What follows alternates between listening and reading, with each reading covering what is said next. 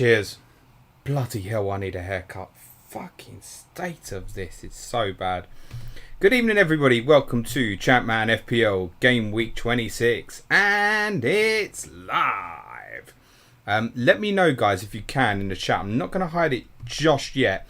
I just appreciate someone letting me know if the sound is okay. That's all I need. Just a thumbs up. Let me know sound is okay, because I've tried something slightly different tonight, which I don't think has worked, but it might have. It could be that it just sounds exactly the same. You know how it is with me, so if someone can just give me the thumbs up, great. I will have live updates, he says, turning off West Ham and Chelsea at the same fucking time. It remains goalless at Upton Park, obviously in real Premier League up to date. A little earlier today, obviously Arsenal won 4-0 against Norwich. Newcastle were 4-1 winners at Bournemouth. And Everton beat a Leicester side who continue to be out of sorts by 2-1. If you're an Aubameyang captainer, very well done. If anybody's in the chat who plays Sky and has captained Aubameyang, you have absolutely smashed it today. So, although I don't have him in FPL, I had him in Sky. So, that's turned it up. Thank you for the thumbs up. That'll do, guys. Right, I'll hide the chat then because I don't know the team news yet. Oh, first, toast. How many of you guys are there now? FPL_tactician. At SimpleGo_FPL, at James Alapran, at Ragtime_Willie, at Lordy Leroy, at Motley Barnett, at FPL_Panda, at Tala_Nadeem_90, at FPL_FOMO, at CM Scout FPL, and at FF Scout_Luke. Cheers for everything you do, guys. Thank you very much. What time? Actually, don't answer that now because I'm not going to see it in the chat because I've hit it. But I don't know if there's a stream tonight or if it's. Oh, no, of course it won't be. Or will there be? Ah, fuck it. FPL Tactician, if you're already here, put in the chat what time the stream is. I can see Luke's in the chat. Just tell the boys in the chat what time your stream is this week. I presume it's not tonight. It's probably sometime tomorrow. I don't know what's going on. I'm well out of touch. Talking of which, I got 9 players this game week. -4 taken. Out goes Stephen McPhail. Fucked. Forever. Idiger Johnson. Fucked about 50 minutes into coming into my team. That was a car crash, but I had a very good game week rank last week. I'm up to about 56th actually overall. I've had, in the last 3 game weeks, I've had game week ranks of 13 and 12. So I've had a good little period. This one's going to be a disaster though. So Johnson and McPhail out. I've got Kuehl and Viduka captain in. I have 9 players if they are all playing. I'm going for the very famous 3-3-2 formation, and I ain't expecting any of my players to return tonight. I'm genuinely serious. Not a single one I think will return tonight. I've got Mark Crossley in goal.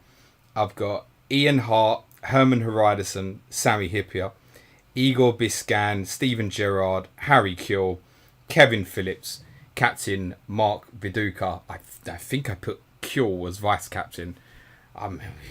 Whatever on it. So let's get into the team news. Let's see what's going on. Don't worry about popping into chat yet in terms of how many players you've got, because I want to get into that with you once I'm in the chat. If you want to watch the West Ham and Chelsea game at the same time as myself, I'm currently at 27 minutes and 35 seconds right now.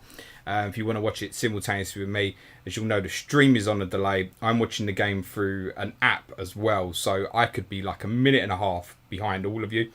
So you may want to, if you want to watch it at the same time as me, you might want to pause your TV for a minute and a half or so till you catch up. 27, 55, 56, 57, 58, 59, 28 minutes. That's where I'm at. Right, let's get into this team news. Obviously, 7 games this evening. This has been torture, trying to work out what to do. But touch wood, if I come through this week and the Champman guys stream okay, 1 -8, and I might well be bench boosting in game week 27. So I'm just going to take this shit house, whatever this is. If Viduka returns, great. I haven't got much interest in this game, but I'm just like, get it over with, get me on the other side of it. Right, let's get in. Let's see what's happening anyway. So alphabetically, obviously Arsenal not playing tonight. It's good. I don't have to read out that prick's name. We will start with team news from Villa Park, where Aston Villa play Liverpool. Villa are 4-4-2. Dion Dublin has gone back up front. There's a place on the right of midfield, interestingly, for Ian Taylor. There's no Gareth Barry in this lineup. I'm going to be honest, I was so busy on content. If there's the odd player that I've missed, then you just pop it in the chat and say he's injured, because I'm out of it. Villa are 4-4-2. Schmeichel in goal. Back four, Stephen Carr, Alpine, Melberg, Alan Wright. The midfield four is Ian Taylor on the right and midfield. George Boateng, Paul Merson, David Ginola. Taylor and Ginola can attack from wide positions. Dublin is back up front with Bosco Balaban. Means Juan Pablo Angel drops back to the substitutes bench alongside Darius Vassell, Hassan Kashlul, Mark Delaney and Peter Enkelman. The Liverpool lineup. And I'm down to 8. I mean, I part expected this. I tell you, the one player I really fancy of mine to return today is actually Steven Gerrard. So I'm pleased to see that he's in the Liverpool team. Liverpool are 4-4-2. It's Littman up front with Michael Owen, interestingly. So Dudek in goal, Vegard Hegem at right back, Hippier and Henshaw centre half, John Honorisa left back. Patrick Berg and Steven Gerrard are central midfield. Danny Murphy on the right, Nick Barmby on the left. The two of them in the wide positions can attack. Michael Owen is joined up front by Yari Littmanen, means Emil Heskey is only a substitute, alongside Jamie Redknapp, Igor Biscan, Stephen Wright and Chris Kirkland on the Liverpool bench. I mean, Robbie Fowler was very unlikely to partake, wasn't he? He was very short of fitness, I think, if I remember correctly.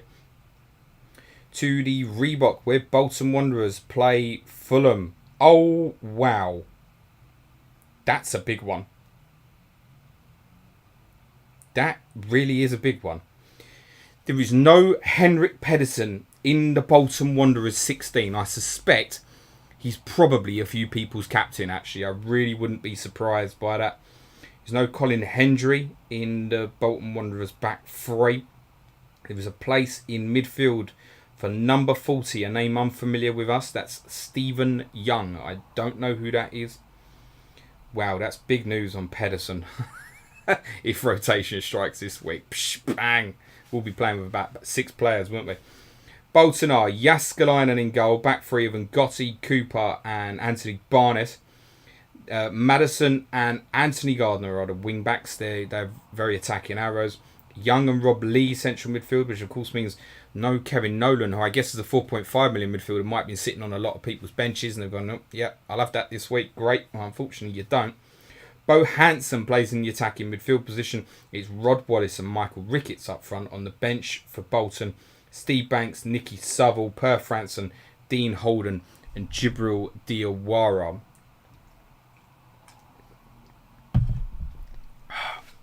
Woo! West Ham have a corner at the Westfield Shopping Centre. Fulham are 4-4-2. Barmorte plays on the left of midfield. There's a place at left back for Kieran McAnesby. Steve Finnan plays right midfield. Means Steve Malbronk is only a substitute. We know obviously Stoltz is out injured. So Fulham are the usual 4-4-2. In goal, Steve Crowdson. Back four is Corrigan, Andy Melville, Alan Gomart, Kieran McAnesby. Midfield four, right to left, no attacking arrows in this Fulham lineup. Midfield four, right to left is Finnan, Legwinski, John Collins and Boa Morte. The front two are Louis Sahar, Steve Marley. And on the bench for Fulham, Marcus Hanneman, Lee Clark, Steve Malbronk, Barry Hales, John Harley. You know when you get them weeks where you're like, oh, don't bring him on, you're going to block me substitute. This week be like, fuck, get me the 1 point on. I don't know what Cesar Azpilicueta's doing at this corner here. He's backing in with his bum. Marcus Alonso must be really pleased with life with this new Chelsea kit. He's wearing number 3 on the front and the back. Bizarre time to launch a new kit, but each to their own, I suppose. Right, what's next? Chelsea and Leicester. Oh, I wonder how big the fucking... Imagine if Carboni's not in that Chelsea team again. He is.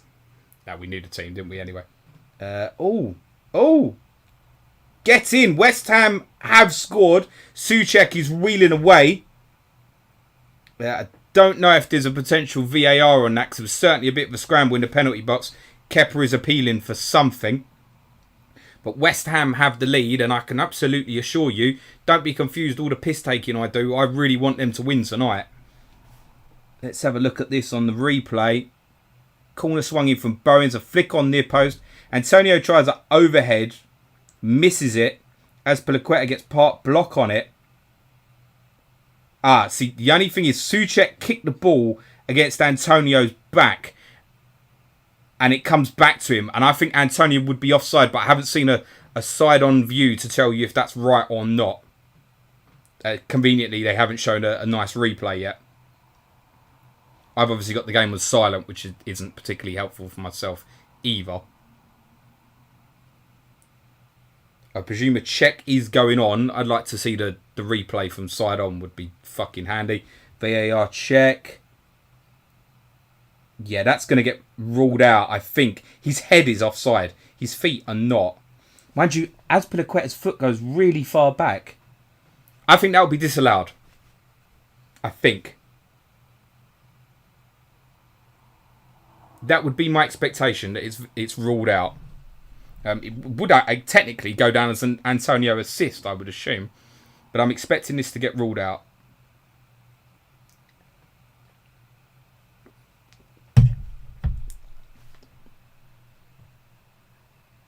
Yeah, his head is offside.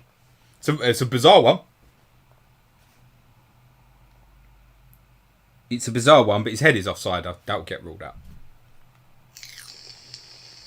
Right, we'll move on then, because VAR will still take 2 minutes to make the decision. I've already told you what it is. So, Chelsea are 4-4-2. In goal, Carlo Cudicini. Right back, Mario Melchiot. Terry and Gallus play at centre-half. Joe Keenan plays left-back in the absence of Celestine Babiaro. Frank Lampard and Jody Morris in central midfield. Benito Carboni plays right midfield. Jesper Gonkia left midfield. Those two have very attacking arrows. Hasselbank and Mikel Forsell up front together. They're still looking at it. What? Why is it taking so long? It's clear as fucking day. Get on with it. Subs are Mark Bosnich, Rati Alexidze, Leon Knight, Mario Stanic, and Gianfranco Zola is a substitute for Chelsea.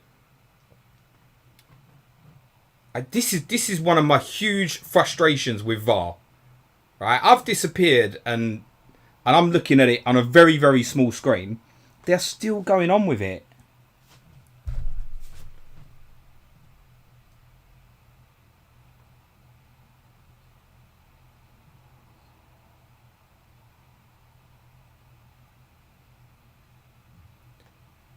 So the problem is Souček plays the ball, and at that point, Azpilicueta's back leg and Antonio's head is extremely close together. But he's disallowing the goal. Fucking mind boggles, honestly. It's ended up very tight in the end, but the fucking time it takes just pisses me off. You lose the whole emotion of the game. Chelsea's opponents are Leicester City today. It's a flat 4-4-2 for Leicester. Ian Walker in goal, back four, Frank Sinclair, Matt Elliott's back in the team, Jerry Taggart's at centre half, Damien Delaney plays at left back. The midfield four from right to left is more familiar. It's Joby McAnuff back on the right following his OOP positioning against Everton. Dennis Wise and Robbie Savage central midfield, Andy Impey on the left. Impey and Joby McAnuff can attack from wide positions. James Scowcroft plays right up front with Dean Sturridge for Leicester. On the bench for them today, Tim Flowers, Brett Darby, Matt Jones, Arne Gunnarsson and Trevor Benjamin. To Portman Road, and I suspect this is the one that people were worried about the most.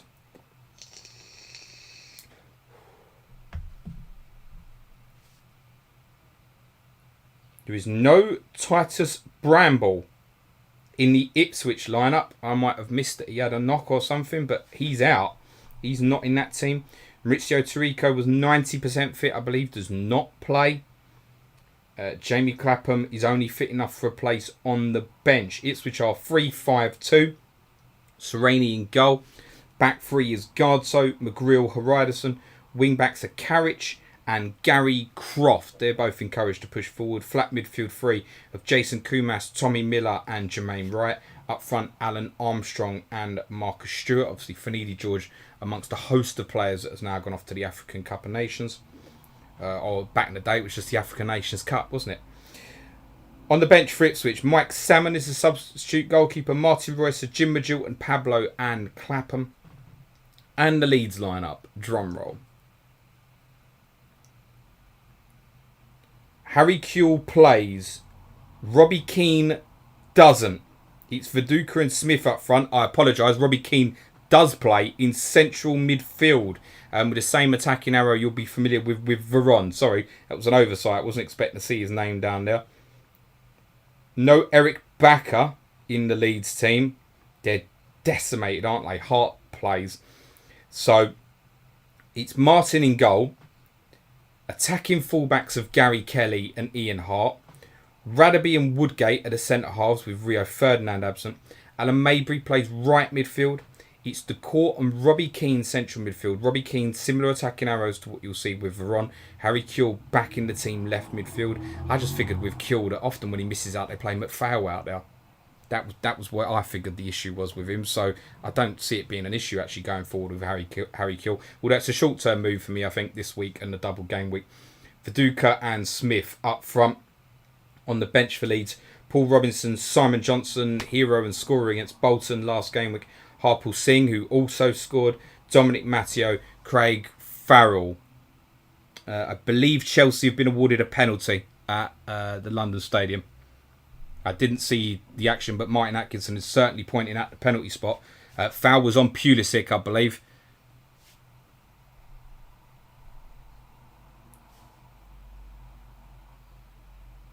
Well, I'll tell you what, on first glance, it's not obvious. I think it's a Diop with a challenge. He sticks a leg out, but Pulisic, let's say he manoeuvres himself into it. I wouldn't call it a clear and obvious error, though, based on that, and therefore the decision will probably stand. But that could very easily be perceived as a dive, in my opinion, actually. But I presume the decision will stand. Willian will take. It would be a Pulisic assist.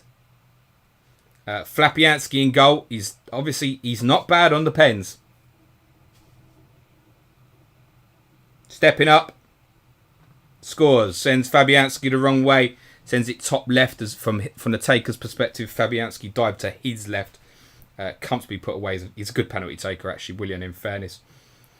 But yeah, interesting. There'll be some debate on that penalty, actually. It's debatable, but I think once it's given, that's fair enough. Go with the referee's initial decision. Oh, fuck. 2 minutes to kick off. Jesus Christ. Manchester United against Sunderland. York plays. Yay! United are 4-4-1-1. Rakubka in goal. Back four. Gary Neville, Blanc, Ronnie Johnson, Dennis Irwin. Midfield four. Chadwick, Butt, Veron. Usual attacking arrow. Ryan Giggs. Paul Scholes in the 10 position. From central position, right in front of Veron, allowed to go and support. York plays as the right-sided attacking lone forward. On the bench for United, Danny Webber, Andy Cole, Solskjaer, Phil Neville, Ricardo Lille, substitute. Seen him in quite a few free hit teams. Hope you've got some cover there. Smart move would have been to go with the two of them if Rakubka had a price, potentially. Dwight York, interestingly, and this is what was key for me to look for based on what I was saying about his positioning, will be up against Emerson Tome today. Tome is quite dominant in the air. My instinct on that is Tom will win a lot of duels against Dwight York. Sunderland of 4-4-2. Sullivan in goal. Back four is Mills McCartney. Tome, Julio Arca's back in the team at left back. Midfield four. Bart Williams with an attacking arrow from the right. McCann, Medina essentially. Butler, left midfield, attacking arrow. Phillips and Sibon up front. On the bench, Sorensen, Reddy, Bellion, Deslandes, Mayo. So Sullivan back in goal for Sorensen there, isn't it? Okay, 2 games to go. Middlesbrough against Blackburn at the Riverside, motherfuckers. As the official account tweets, teams are heading out at the 7 grounds.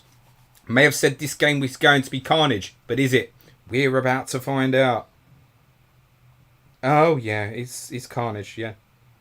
No Dean Gordon in the Middlesbrough lineup. No Gareth Southgate. No Robbie Stockdale. No Paul Ince. Borough 4-4-2. Crossley in goal. Boyce Fester, Pearce, Curtis Fleming, left back. That's the back four. Greening, right midfield. Somerville, Windass, centrally. Alan Johnson, left midfield. Johnston and Greening have big attacking arrows, similar to what the two Chelsea wide players have today. It's Rickard and Boxic on the bench.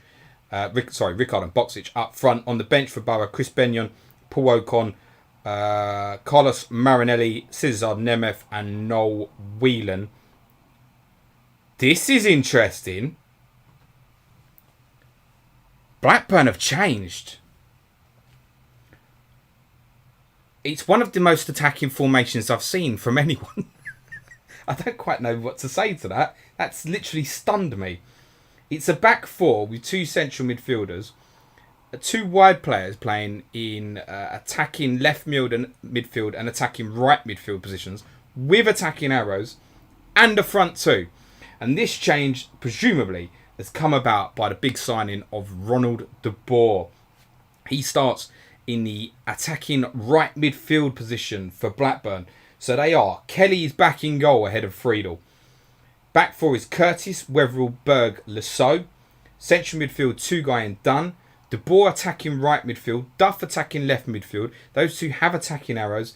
Marcus Ben and Matt Janssen up front. On the bench, Friedel, Hignett, Alan Mahn, new signing Ludvigsen and Corrado Grabby. That's stunning. That's genuinely shocking. I can't wait to hear Luke's update on what's happened there. Is it just a case of a big money new signing? That's his best position. We change system.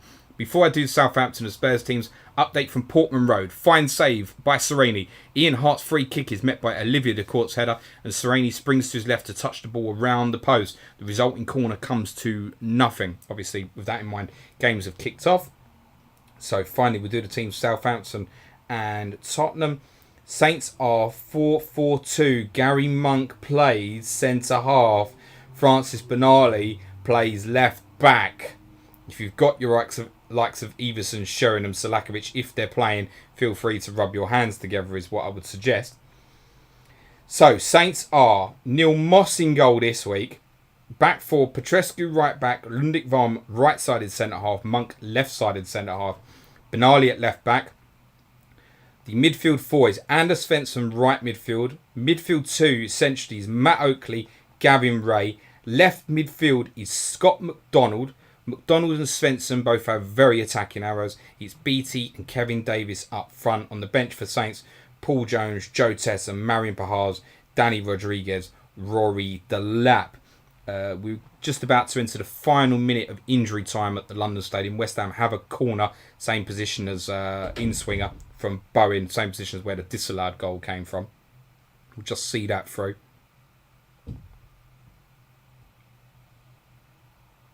And it's in.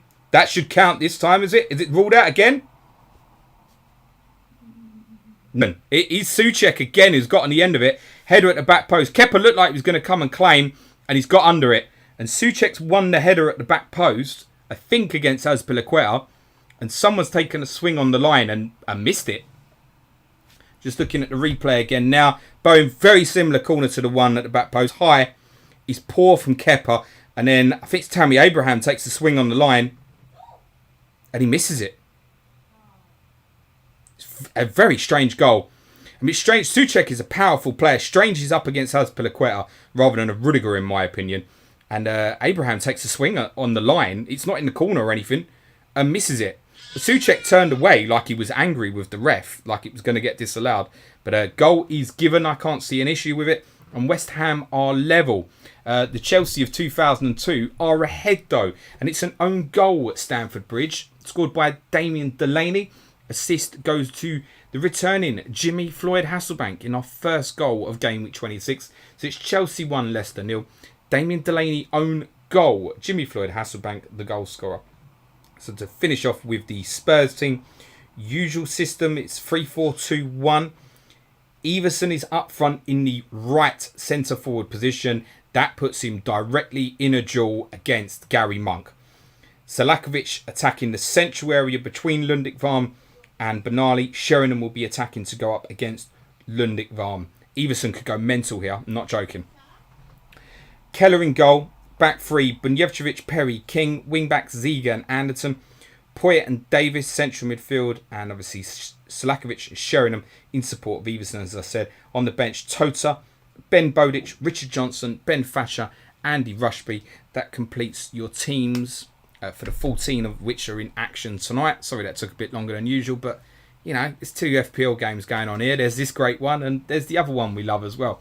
Update on the goal at Stamford Bridge. Flying start for Chelsea, but it's a tad lucky. Hasselbank wriggles into space and lets fly. His shot is going wide, but diverts off Delaney. Wrong foot in Ian Walker and nestling in the corner of the net. Chelsea 1, Leicester City 0. Okay. Fuck, it's like suddenly got warm again tonight. Really, really got warm again tonight. Hello everybody in the chat. Give us a wave and a hello, and I'll give you a shout out, and then we'll talk about business properly. I should get you statistics as well, shouldn't I? I think FPL Captain has sent them across to me. Ferrell saying oi oi oi oi, and to the Wolfpack boys out there, oi oi.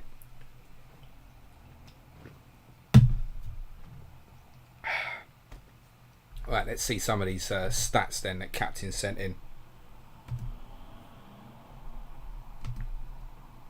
Okay. All right. Okay. Ownership. Most owned, Ian Hart, 71%. Viduka, 69%. Salakovic, 60%. Haridas Johnson and Festa, all above 50%. David Seaman, above 40%. Alan Shearer, 36%, have held on.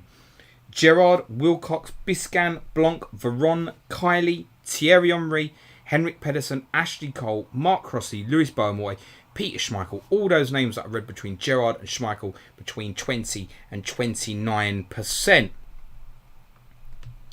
Lots of hellos coming in. I said I'd give some shout outs, didn't I? So let's do that.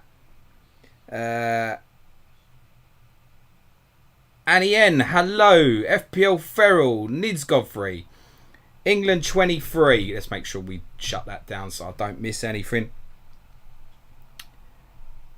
Oh, my eyes are going. They're going bad. Cal says evening. Heavyfinger 7. Hello. Rob Pick. FPL Hitman. Gary Shepherd. Hippoc07 Legendary. It is all the hair on your head these days keeps you warmer. Fuck, I need a haircut. I said that at the start. Hello. Sam Thomas saying hello. He's only got 6 players and Biscan. I got 8 and Biscan. FPL Badger. How many Dwight York captainers? We'll get onto that, my friend. Gary Shepherd, Ash, David Strom, Scala, Andy G, the Golf Pro, Michael Smith, Alex Tyke, Harry Travo, Ins Breckin, Nurse Shakhtar, Chris Duckworth, Final Richie, Ian Parrin, Andy Cairns, John UK, Ed Cannon. Hello to all you fine people. Benny Blanco. Nice, nice. Luke Disable. Yo, yo, yo. Cool. That's your ownership numbers. Right, let's do the captaincy. Oh. That's a big surprise. Most captained is Mark Viduka, which is obviously no surprise. 24% only. 24.62% to be precise. Juan Sebastian Veron, 15.02% captained. 8.78% on Henrik Pedersen. There is still 8% on Van Nistelrooy. 7% on Owen. 6% still on Henry. 4% have it on Jimmy Floyd Hasselbank. Obviously, he had the news that he was going to play. Just under 4% on Salakovic and Dwight York. Excuse me. 2% have gone back to the postman, Alan Johnson. And there's more than 1%, just slightly over 1% for Ian Hart, Kevin Phillips, Hamilton Rickard, Benito Carboni, Alan Shearer, Gianluca Festa. And there's 4 that have got a little bit just under 1% of captaincy. Robbie Keane, that's interesting. 0.9% captain. Ryan Giggs, Stefan Everson, and Lewis Barmorte. There's 0.81% who have captained Stefan Everson. Good luck. And if you can make it there, you'll make it anywhere. It's up to you. Dwight York. Dwight York. It's happened. Dwight York has scored. Goal for Manchester United. Dwight York is the goal scorer. Assist for Nicky Butt. York goal. Nicky Butt assist. Manchester United 1. Sunderland 0. What a moment. And he almost missed. Scholes found Butt in the area. He found a square ball for York. 8 yards out and 1-on-1. It's not the cleanest strike, but it kisses the post and crosses the line. Pure relief at Old Trafford. It has taken 26 game weeks, but Dwight York finally has an attacking return. Slancher, well done, that Trinidadian man.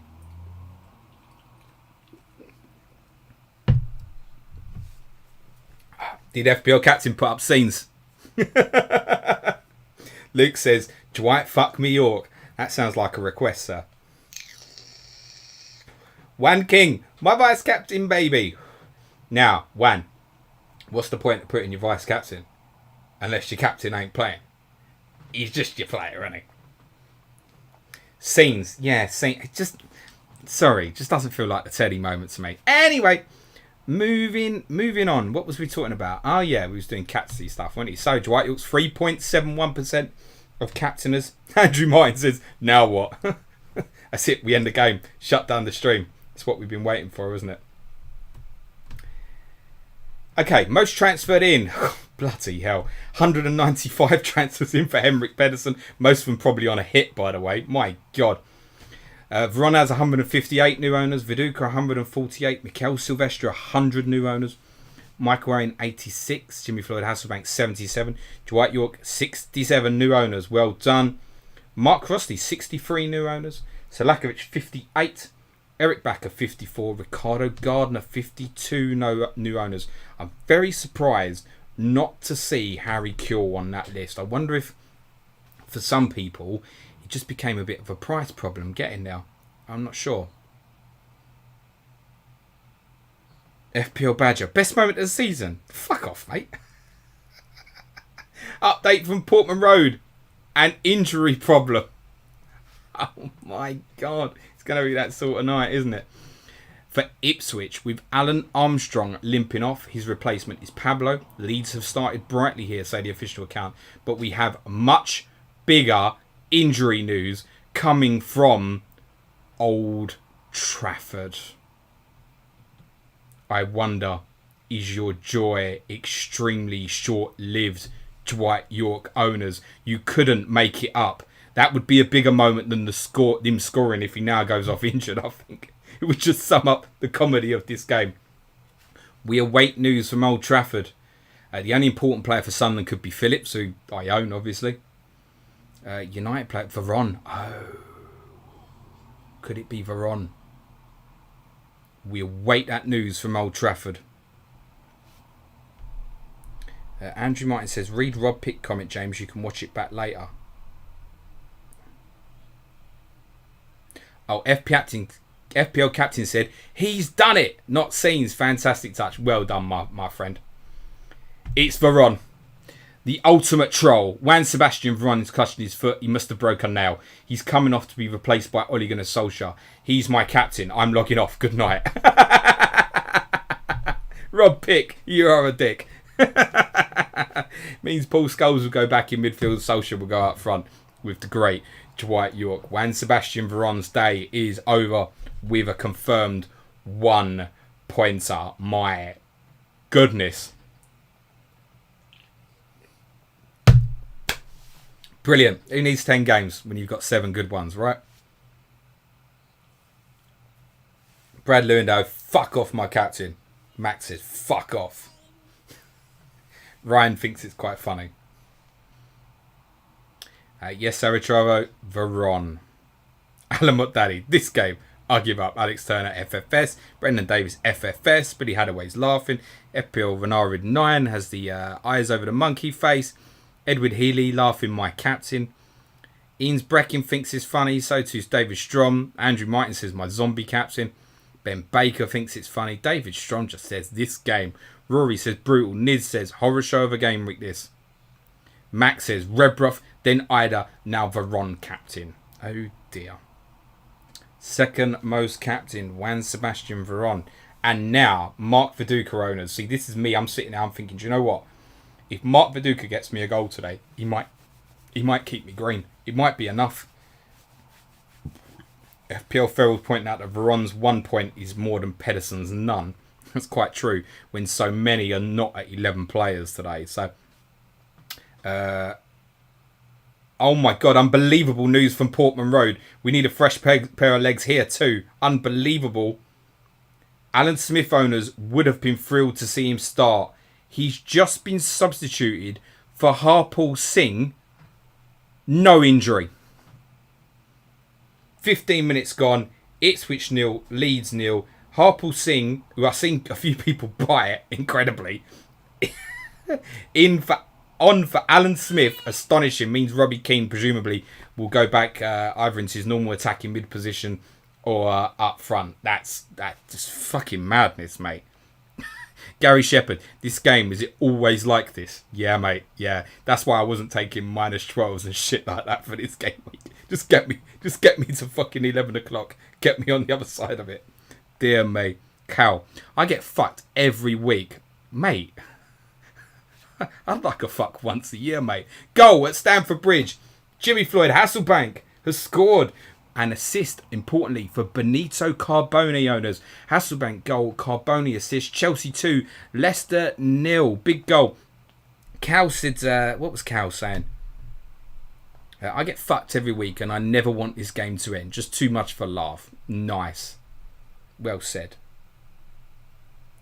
Lots of laughing emoji faces to the Alan Smith news. Although Avitravo just said hell and slapped his face. Guys, we knew this was going to be a shit show. If you're having a good time, give the video a like. And while we're doing that, transfers out. We never got round to, did we? Most transferred out. Thierry Henry has lost 264 owners. 175 have left Alan Shearer. 153 McPhail sellers. Over 130 Stolsters and Johnson sellers. 82 sellers of Ashley Cole and David Beckham. 80 of David Seaman. That seems interesting with a potential double game week to come in a couple of weeks. 69 Dean Gordon sellers. Did I miss something? And maybe Dean Gordon's got an injury or something. He must do. Yes. Fuck. I do remember seeing that on the stream that he had an issue. Dean Kiley, Kevin Phillips and Jason Wilcox have lost 50 plus owners. I mean, unless those were free hitting, you might as well keep Phillips for his 1 or 2 pointers. I'd have thought that's what I did. And there's been 41 Ruud van Nistelrooy sellers. Woodwork's been hit at Villa Park. Almost a terrific opener for Liverpool. Littman plays the ball to Steven Gerrard. He stretched to control it, but then called a fantastic effort from 30 yards that clipped the crossbar before going behind. I had a feeling he'd get me something today. Chips this game week. There's only one chip that should have been played this week. And 80 of you have played it. 80 of you have played your free hit. I hope those who have done it are on the wildcard free hit bench boost strategy that I'd recommended. Good luck. 34 of you have played your wildcard, which is brilliant. I can't wait to see what you're going to do next week. One person has felt bullish enough to play their bench boost. Yeah, brilliant. There's also one triple captain chip that has been played on Mark Viduka. Good luck to whoever that man is. Leeds have a double game week next week. You might have noticed. But anyway, good luck in any case.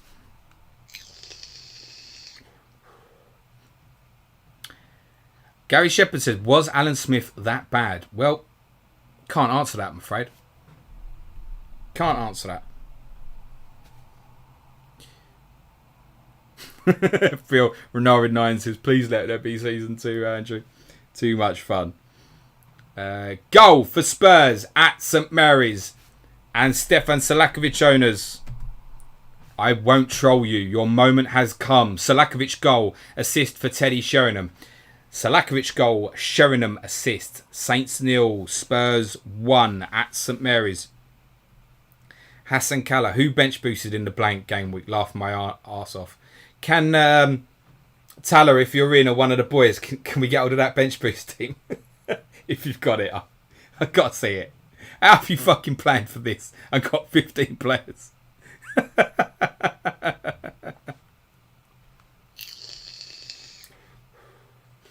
Clean sheet wipeout says average going to be around 15. Wrong captain and Smith off already. It's not.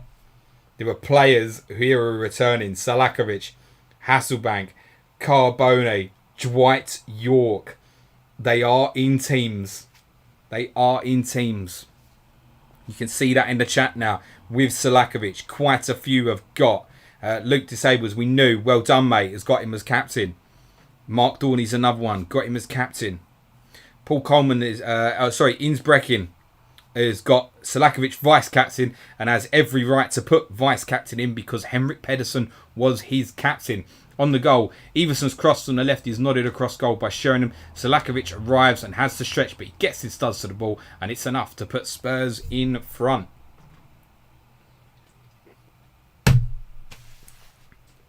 Graham S, just when I thought I was out, Seller pulls me back in. You sure you want to share those things in public, Graham? Dave Perrins, hello Dave. Tyler, can you tell... Can tell you more, but bench boosters 14 starters. The one that isn't is goalkeeper Tom Phillips. Fuck, man.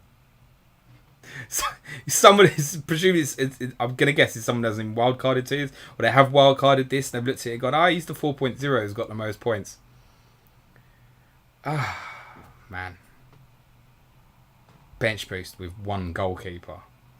It makes me sick in the back of my mouth, honestly.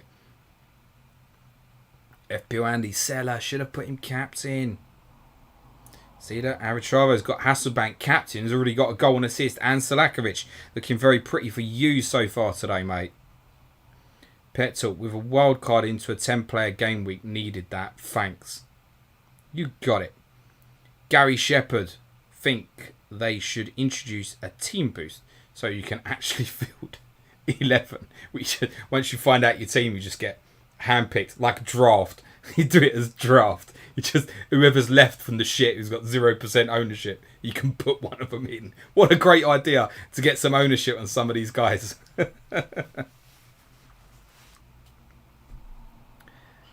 Goal at Stamford Bridge, and it's for Mikel Forsell, who Rob has picked in his head-to-head with myself today. Assist goes to Mario Melchiot. Goal for Forsell, Melchiot assist. Chelsea 3, Leicester 0. I would suggest to you they might have been better off with Peter Taylor. Chancing for Chelsea, Pulisic is shut down by Souček. Again, I think seems quite heavily involved.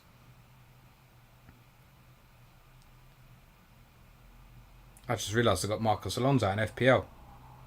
I hate West Ham score again. See, I don't know. Once it starts, I just think about Spurs. It's all that's on my mind. Alonso's in the box, by the way. Cleared by Declan Rice. Chelsea have a throw about 30 yards out. Goal for Fulham at the Reebok. Goal scorer is John Collins. There is no assister on that goal. Bolton 0, Fulham 1. John Collins, the goal scorer. Love all the people doing the sims about Pedersen's returns, by the way. Yeah? How many sims did you do when he didn't play?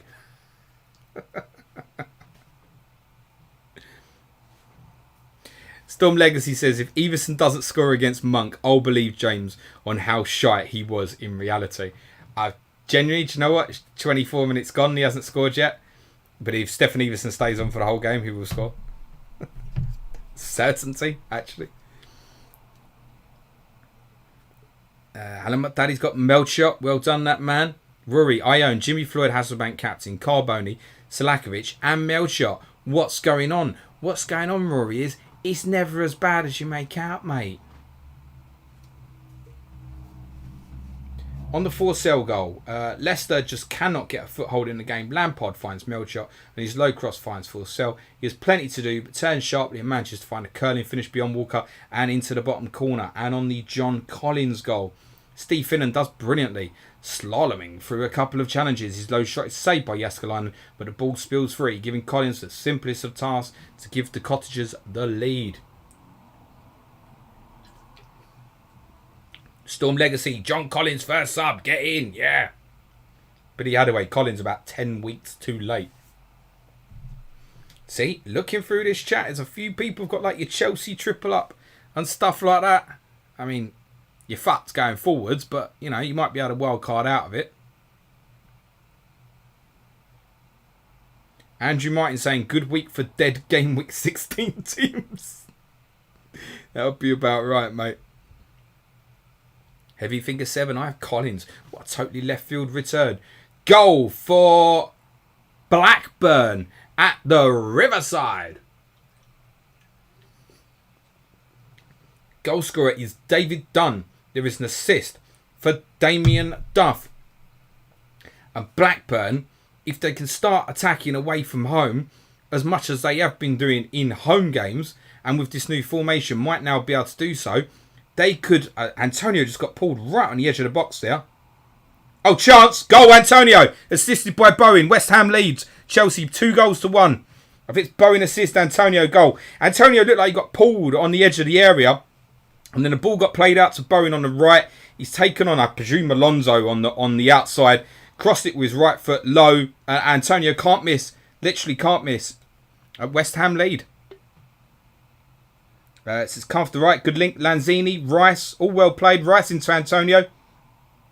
And Rudiger looks like he pulls Antonio. But the ball breaks out, I think, to Fornells. Bowen does Alonso on the outside. Alonso goes to block the cross. It goes through his legs from Bowen's cross. And it comes back behind, I think, Rudiger, who's then... No, I mean, Rudiger and Christensen didn't get back into position particularly. And Antonio can't miss. Goal for Bolton Wanderers in CMFPL. Goal scorer is Rob Lee. Sister is Rodney Wallace. Goal Lee. Assist Rod Wallace. Go on, West Ham. Things you never thought you'd hear me say. By the way it's going down at the bottom, one fucking win will keep them up. Fucking that Bournemouth result earlier. Jesus Christ. Kovacic is limped off for Chelsea, replaced by Mason Mount. Niz Godfrey says, Bowen, very good player. Anyone listen to my Sky podcast today?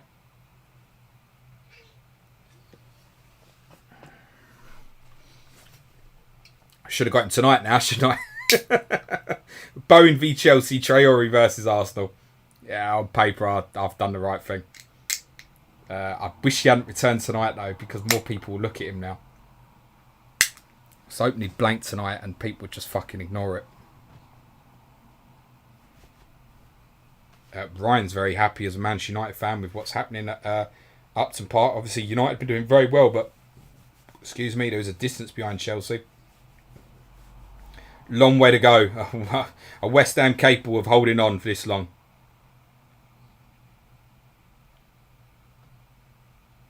On the Rob Lee goal for Bolton. Bolton are very glad to have Ricardo Gardner back. His work down the left is excellent. And when the cross comes in, Wallace nods it down at the far post for Leeds to fire home from 8 yards out. And on the David Dunn goal for Blackburn, fantastic goal. An early cross from Duff is met on the volley by Dunn at the edge of the box. And his shot is unstoppable, flying beyond Crossley and into the top corner. Woodwork has been hit at Villa Park. Now it's Villa's turn. David Ginola rolls back the years with a weaving run down the flank. His cross is perfect for Bosco Balaban, who beats Hippier to the cross, but his firm header comes back off the crossbar. I ain't even getting fucking Hippier bonus today, am I? Jesus.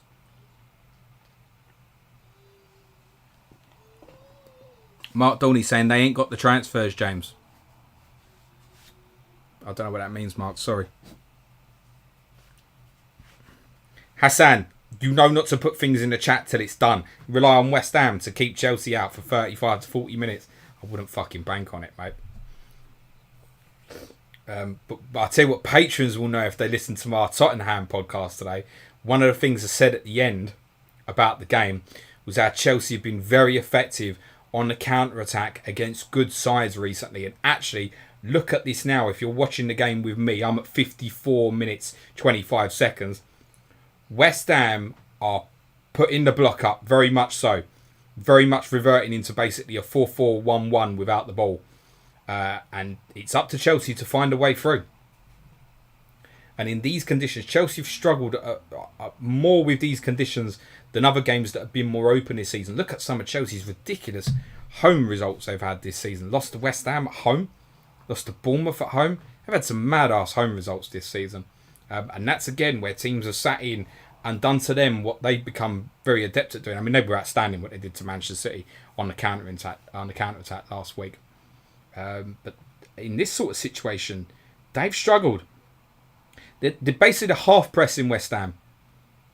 Half pressing. They're putting enough pressure on, not just letting Chelsea have the ball. There's a chance here though. But I think that's what Bonner's done quite well and has cleared. And in Antonio, they have an out ball. They can just knock it up to him against... If Antonio can get pinned against Christensen, he might have some success on the counter-attack.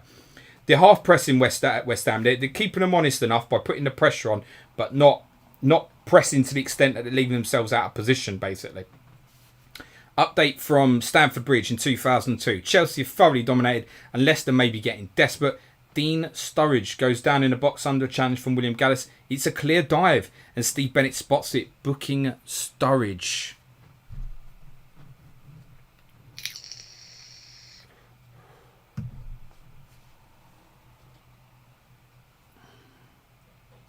Billy Haddiway says, Chelsea can do one. Max says, you can do one, Billy.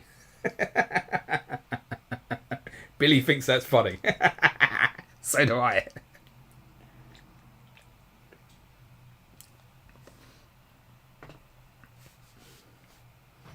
I'm not going to lie to any of you.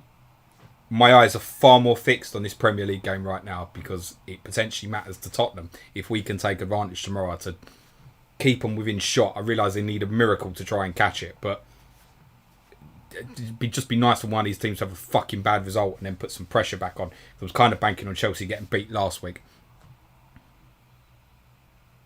Cheers, Carl Norbury. Thanks, mate. FPL Twiggy in Sky. I'm gutted that I didn't transfer in Aubameyang. I can't wait to see that leaderboard tonight. A 42-pointer with Aubameyang. Fuck me, I've had some 3 days in that with Fernandes captain last night, bought in Wan-Bissaka, captain Pope on Monday night. I mean, that's comfortably 100 points between the four of them. Mental. For those in the UK not playing the game, get on the game. We will help you through it. West Ham have a decent counter-attack on here. It's 3-on-4 basically. Bowen inside, Rudiger. Oh, played a lovely ball to Lanzini. It's a chance. He's bent it over. Woodwork's been hit at Portman Road. Feisty game here so far. Gary Kelly and Harry Kewell have been booked. That's why nobody else bought Harry Kewell. Cheers. And Ipswich just lost a second player to injury.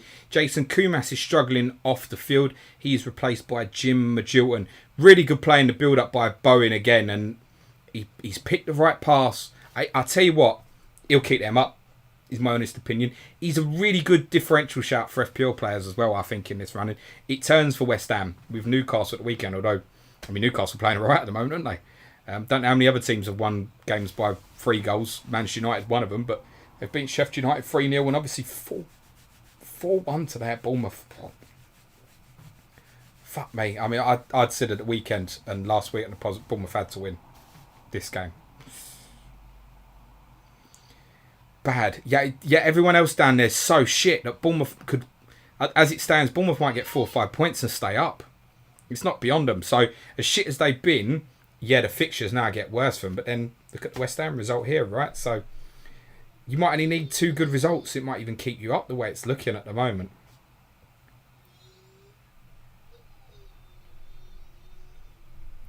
Mark Dorney, Ings, Bruno, Wan-Bissaka, Alba this week in Sky, mate. Yeah, blinding. Simple as it, your Ings, my Pope. Very good, yeah. If I'd have had Ings Sunday as well. Jesus.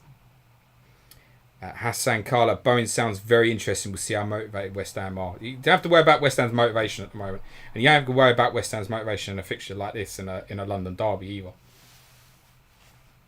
FPL Renard with 9. Villa got a shot staying up. To be honest with you, Norwich have got a shot staying up. Because nobody else is doing everything. If Norwich suddenly win 3 games, Bolton have turned it around at the Reebok. They lead 2-1. Bo Hansen in for Henrik Pedersen is the goal scorer. And the assister is Mr. Young. S. Young. I forget his first name. No one gives a shit, do they? No one owns him. Bolton lead Fulham by 2-1. There's no point trying to play Sky with a VPN, mate. Unfortunately, it's just not worth it, mate. Unless you've got a registered home address, you ain't going to get the money if you're lucky enough to win it. So, I wouldn't bother. But generally, anybody who's enjoying this, enjoys FPL, and lives in Britain, come and play the game. We do a podcast on it every Wednesday as well. And there's other good pods. There's Luke, you obviously know, normally does streams on Fantasy Football Scout with Joe. Really experienced, good players. And the Fantasy Football Hub guys do a great podcast on a Sunday night, which they normally stream live. They wasn't able to this week, but they normally do. With Paul McNaughty, Dan Cox, Andrew Ferguson. We support those guys as well. Really good at what they do.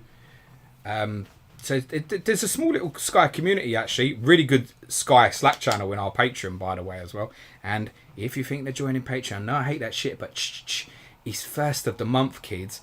Today is the right time. It's not difficult to find. You can go and look at my pin tweet. I made it nice and easy for everyone today. Just 23 extra podcasts in July. No big deal. Roundabouts 35p each. If you want to include the 2 that we did on Monday and Tuesday, which you can listen to now, and by the way are still not dated, you could call it 25 podcasts, and therefore it's only 32p a podcast. It's up to you. You know, if you want to support and all that shit, while I'm sitting here sweating, fucking arse off. On the Bolton goal, Steve Crowdson might have been priced, but I don't think he's going to be a popular man at the Cottage. He tries to get his fist to the cross, but from Young, but Hansen beats him, flicking the header into the unguarded goal. 2-1 Bolton. Niz, if you're not at all bothered about the £50,000 that's on offer in Sky, then don't worry about it. Chelsea lead 4-0 at Stamford Bridge. Mikel Forssell has scored again. Assist this time goes to Frank Lampard. Leicester sinking without a trace. They're going to be the third team that goes down now. Forssell goal, Frank Lampard assist. Chelsea 4, Leicester 0. Scala, at least the Pedersen owners was right about Bolton smashing it. Maybe. Rob Pick, first bad day I've had on Sky for a while.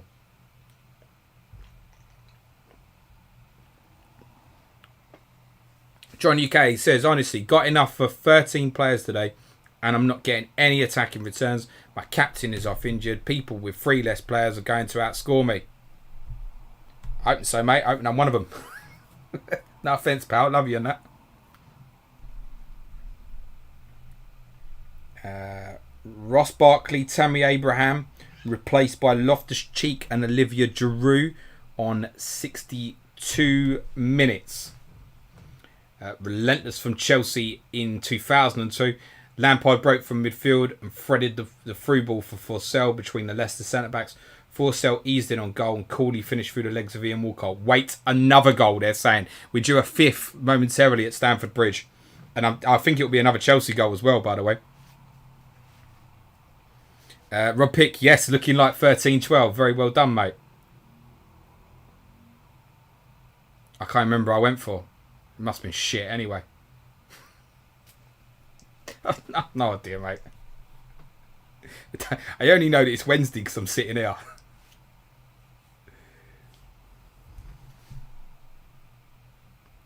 We await update from Stamford Bridge. I wonder what Forssell's ownership was. No, the goal is for Leicester. Clean sheet wipeout for Chelsea. Goal scorer is Joby McAnuff. There is an assist for Andy Impey. Chelsea 4, Leicester 1. McAnuff goal. Impey assist. Chelsea clean sheet wipeout. Patrick Lawson looking for a Hasselbank red card. Is that so you've got an excuse to sell him? Probably, obviously not. A get request. Loftus-Cheek almost having an immediate impact getting on the end of a cross there, but couldn't wrap his foot around it properly. West Ham rather camped defensively now. It's, as I said, very much a 4-4-1-1 without the ball.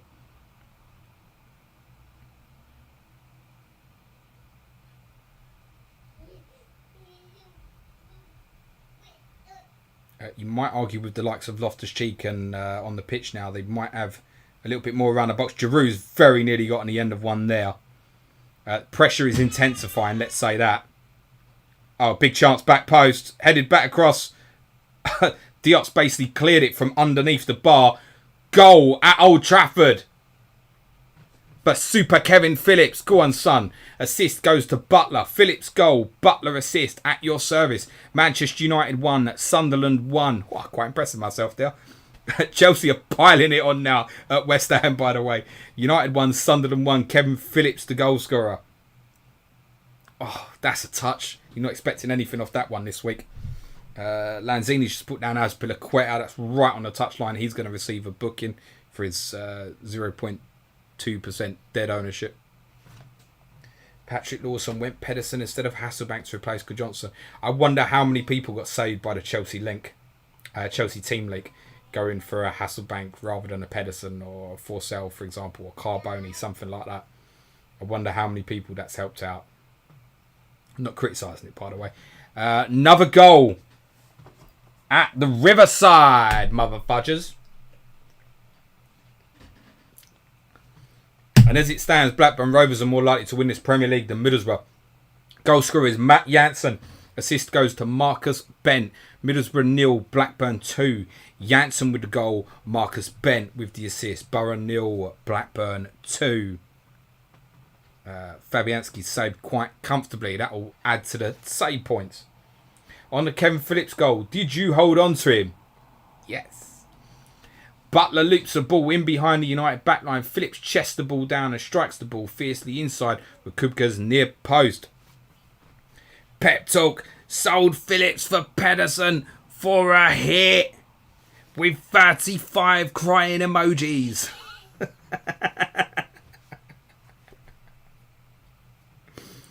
Oh dear. But Sunderland haven't been on terms for long. Back to Old Trafford. Nah. Ole Gunnar Solskjaer is the goal scorer. Assist goes to Ryan Giggs. United 2, Sunderland 1. Solskjaer goal. Giggs assist. United 2, Sunderland 1. Storm Legacy saying goal fest. Aritravo. Borough falling off a cliff. Roll him, Antonio. Christensen won't put up with you, mate.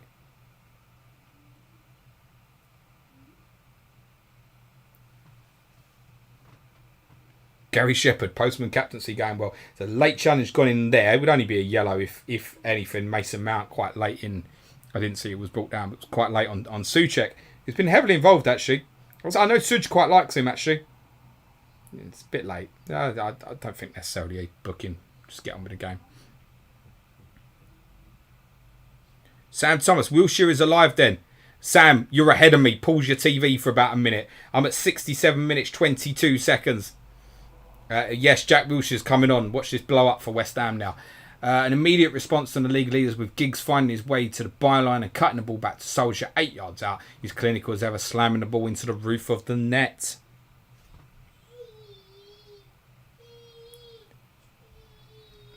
Pirlo's pen. Hello, mate. Took a minus 16 this week. Not going well. I had no interest other than getting my leads because a little bit like Sky thinking this, gaining the fixture today, walking into the double ready with my 3 Leeds assets. I wasn't going for anybody else. Couldn't be bothered. All that about, yeah, you make it up in appearance points and shit like, the fuck do you in this game? You're good. I'll take 9 players and fuck off. I'll see you on Saturday, guys. By the way, on Saturday, guys, we might have a change of time. We also have a goal at St Mary's. What did I tell you? Not yet.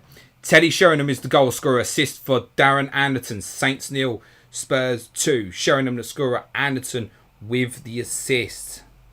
Alan Mott Daddy. Miss Solskjaer coming on? Nah, came on for Veron, pal. Where you been?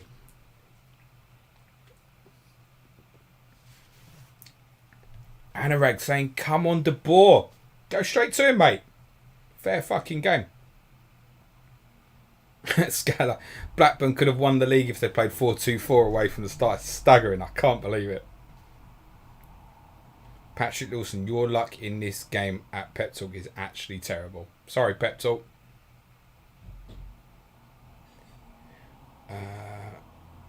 Mark Dorney's hoping for Biscan off the bench at some point, as am I. David Strom, Norwegian wonder kid in the making. I mean, to be fair, David, it's 2002 now. Scored in the Champions League final 3 years earlier. But Blackburn's clean sheet is gone. Not that many of you would have been expecting it, I don't think. But you might have something there, possibly.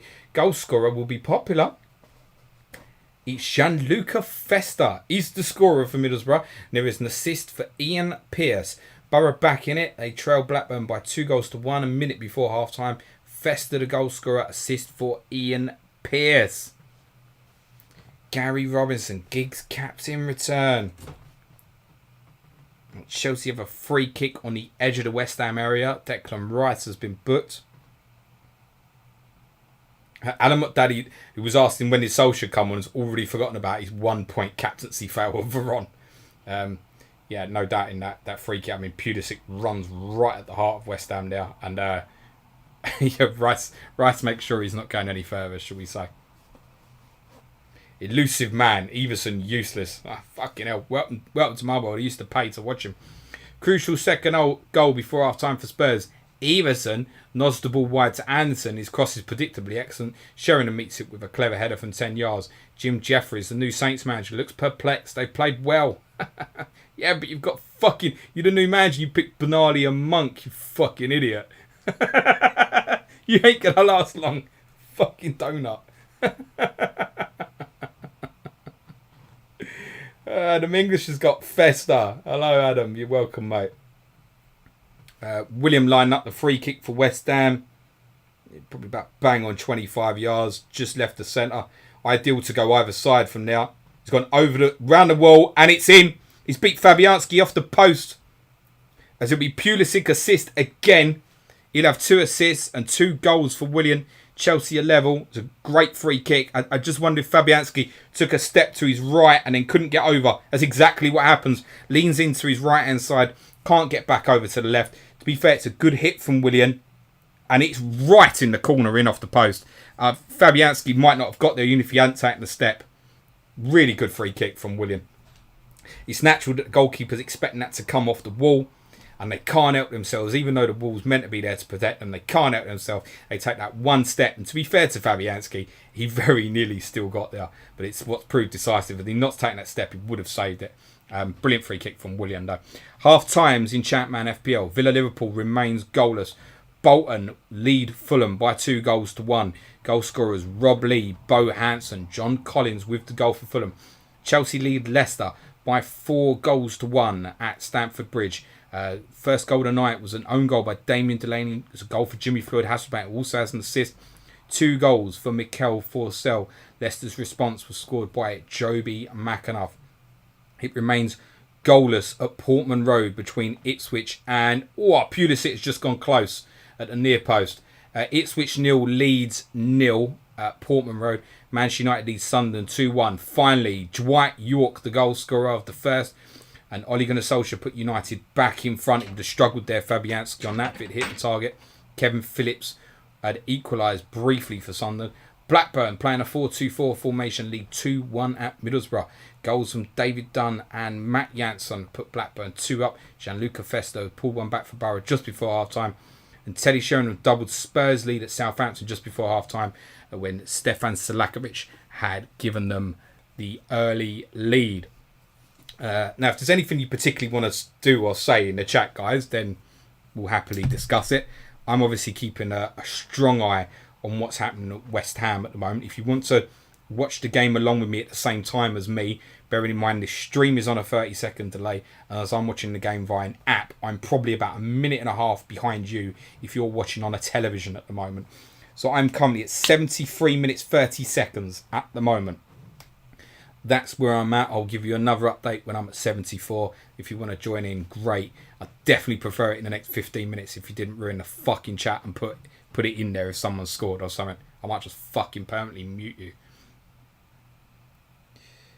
Fuck me, Wilshere just won a header against Kante. Typical, missing one of the better games again, I presume. Put up with you lot. This is the first time 2 teams have scored in the same game since the restart. It's got to be, isn't it? Yeah, it must be. Paul Coleman. Who to replace Veron with? Someone cheaper, mate.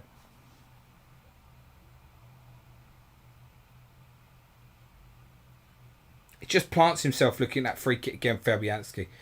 It used to be something that Paul Robinson really struggled with on free kicks, actually. You ever see old goals of Paul Robinson, these late days at Spurs and then when he went to Blackburn? He used to have this weird thing where he jumped just before the kick was taken. And the idea behind that is you jump and then so you're ready to spring back again, depending on which way the kick's taken. The problem was Paul Robinson, once he landed, he couldn't then move his feet again. I don't think that was particularly an issue for Fabianski here. Just ever so slightly lent in right and he was going to struggle. Auto Recluse, I know it's a lie, so I won't mute you.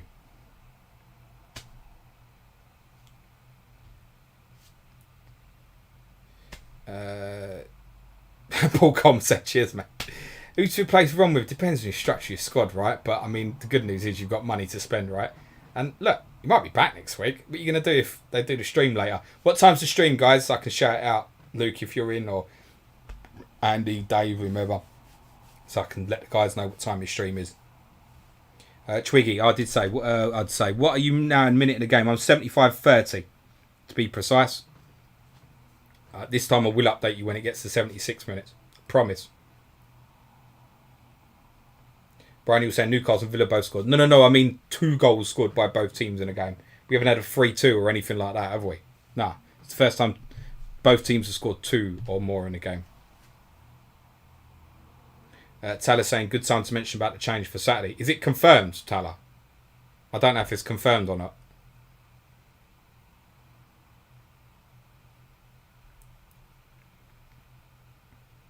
I missed the clock again. 76, 08, 09, 10.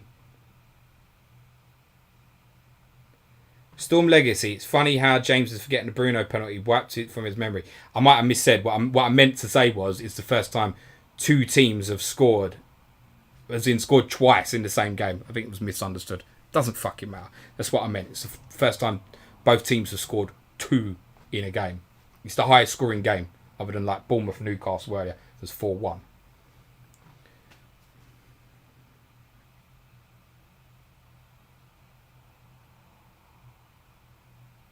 FPL Hitman saying tomorrow at 10 a.m. for the second part. What's that for? Oh, that's the stream. That's for the stream. Tomorrow at 10 a.m. I might even get that. That's a good time as well because I'll be doing my Ask James YouTube stream at 12 p.m. Floor is open. Ask me anything. I will cover your question. And Saturday, I presume that. Let me know, Tala, because I haven't had confirmation that the time for Saturday stream has definitely changed. The vote finishes in 9 minutes. It's almost confirmed. I'll be honest, Tal, I didn't vote. So I have no idea where it stands. I didn't want to influence because, quite honestly, I didn't give a toss. It didn't make any difference to me which time it ends up on. So you tell me when the voting is and I'll confirm. I presume it's going to be the earlier slot.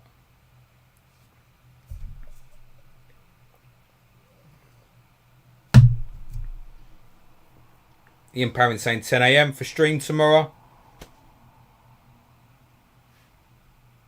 Cool. Yeah, and then mine will be 12 o'clock. So there you go. You got a nice bit of morning and afternoon YouTube stuff.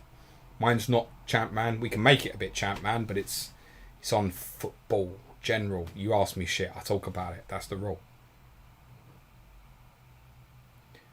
Scala saying Scholes is probably back in midfield now, but could still get something. West Ham have worked it out on the right to Yarmolenko, who's now on. Desperate to come onto his left peg, isn't he? Did Bowen go off? I guess it did. I've worked it nicely, actually. Hung up at the back. Goal kick is the decision. I think Cresswell's headed it against the back of Antonio. Joe says, what to do with Aubameyang in Sky? Sell. Makes no fucking change to my plan. Ain't going to play Norwich City every game week. The only thing is, are you happy with what you've got next Tuesday? Because there is a suggestion that perhaps you should hold for the Leicester fixture on Tuesday. I'm happy to bin. Can't see me captaining him again with what Arsenal got left. Might go back for him when they play... who do they play? Whoever they play after the FA Cup semi-finals. Can't remember. So Andrew Martin saying triple game week times. Saturday 12:30 p.m. 10 matches with me. Saturday 10 p.m. 2 matches. Sunday 11 a.m. the final game, which is Derby Everton, the triple game week match. So that's the streams. So I will stream game week 27 for you from 12 p.m. on Saturday, which gives me loads of time because I'll also be streaming at 10:30 a.m. in the final hour up until the FPL deadline to help with any last minute FPL dilemmas. And I'm sure Manchester United and Martial and Rashford not returning last night's got everybody in a panic. Just keep whoever the fuck you've got, man. It's dull hearing about people moving and chasing points. If you've got three, keep the three you've got. Just fuck it, get on with it. Rashford ain't gone mental yet, so it's bound to be Rashford this week. It's life, right? So yeah, I'll be doing 10:30 till probably 20 to 12 with my deadline day stream or deadline hour stream. I'll shut that down and I'll go and take a piss and I'll go and get some beers out of the fridge and we'll do Champ Man Game Week 26 start at 12. Let's do it. So what does that become for me now? Nice, 4.5 hours in a shot. I've done 24 hours, no big deal, is it? Oh, Antonio, can he get there? You bastard. He did get there, but Kepa's obviously saved it. It's come back ricocheted against Antonio and gone wide. They'll check for VAR, but I'm 99% sure there's no penalty on that.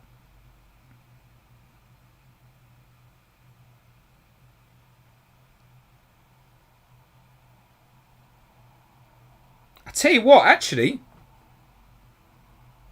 on second glance, if it doesn't ricochet off the two and Antonio dinks it over him, it's probably a foul. But I don't think Kepa can stop his momentum having made the save, so it would have been very harsh to give it. Look at that, two most bought in this week. Pedersen and Veron.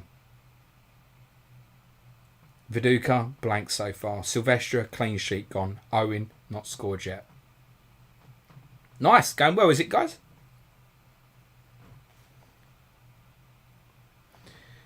FPL Hitman, what are you predicting for tomorrow's Sheffield United Spurs Liverpool v City? I think Spurs game will hinge completely on whether Jack O'Connell plays or not. If he plays, I think Sheffield United will beat us.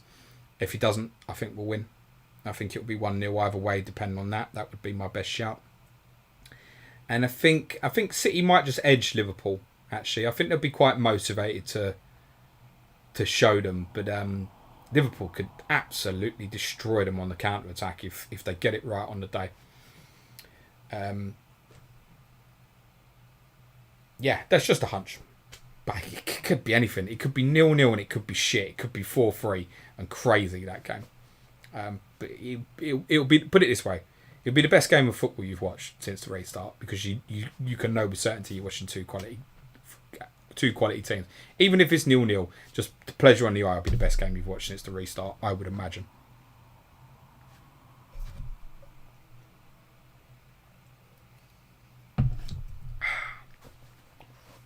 Joe Finney bad a Festa captain. Weren't expecting that, was ya?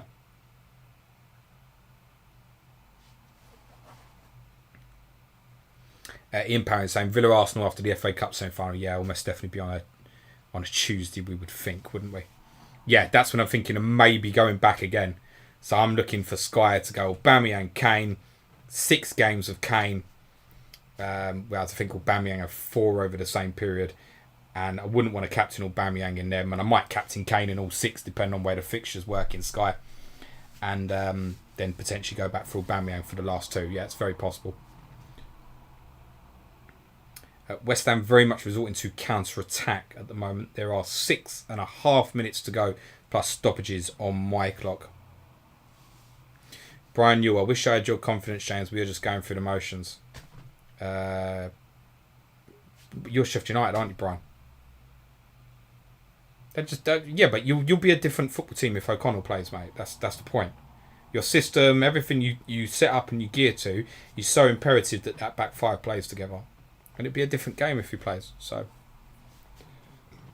excuse me. I can understand why you're lower confidence at the moment. I mean, I tell you straight, mate. I still think whatever the result is tomorrow, by the way, I think we'll finish above you. And I don't think you'll qualify for Europe. But on tomorrow, I think, yeah, it really hinges on that. Avitrava is predicting 2-1 Tottenham, 3-1 Liverpool. I could have known with certainty you predict Liverpool to win, mate. I mean, it's a giveaway, isn't it? Joe says, was thinking Blackburn would be 4-5-1 again and a banker clean sheet for Festa. And that's why, Joe, you must watch Sunday night streams till the end. Because if you'd watched them and watched Luke's simulations, basically said, don't be surprised if Blackburn win. Pulisic running at the heart of West Ham again. Ogbonna got a far better footing than Benjamin Mendy's attempt 6 days ago.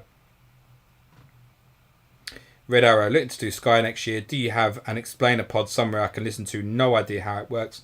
Not a problem, mate. We will do a podcast. We will call it Sky for Fucking Idiots. That we will do before next season. We'll do it in August at some point or early September. And those who regularly listen, you know, you can skip it. You won't need it. You might pick up some tips that you enjoy, but it really will be a podcast designed for people who have never played the game before. We will go through it all for you. So we haven't done anything previously like that. We will this time. We will go through everything. Difference in point scoring, techniques, things you can do, things you need to look out for, how transfers work, how to change your mindset. We'll do all of that.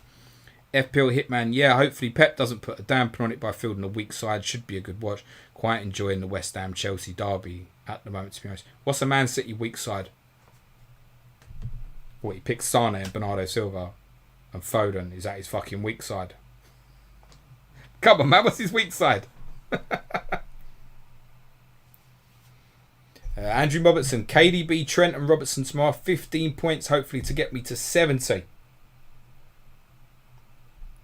But I think as it stands, I'm going to be 58. I think I'm on with Trent, De Bruyne to go. I think that's me. Done, I think. Have I missed someone? I don't think so. No, I think that's me.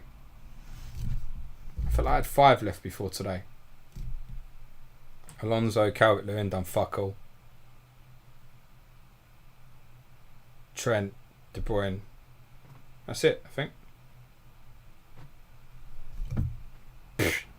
Over my head. Oh, I've got fucking Sonny, haven't I? I got Sonny.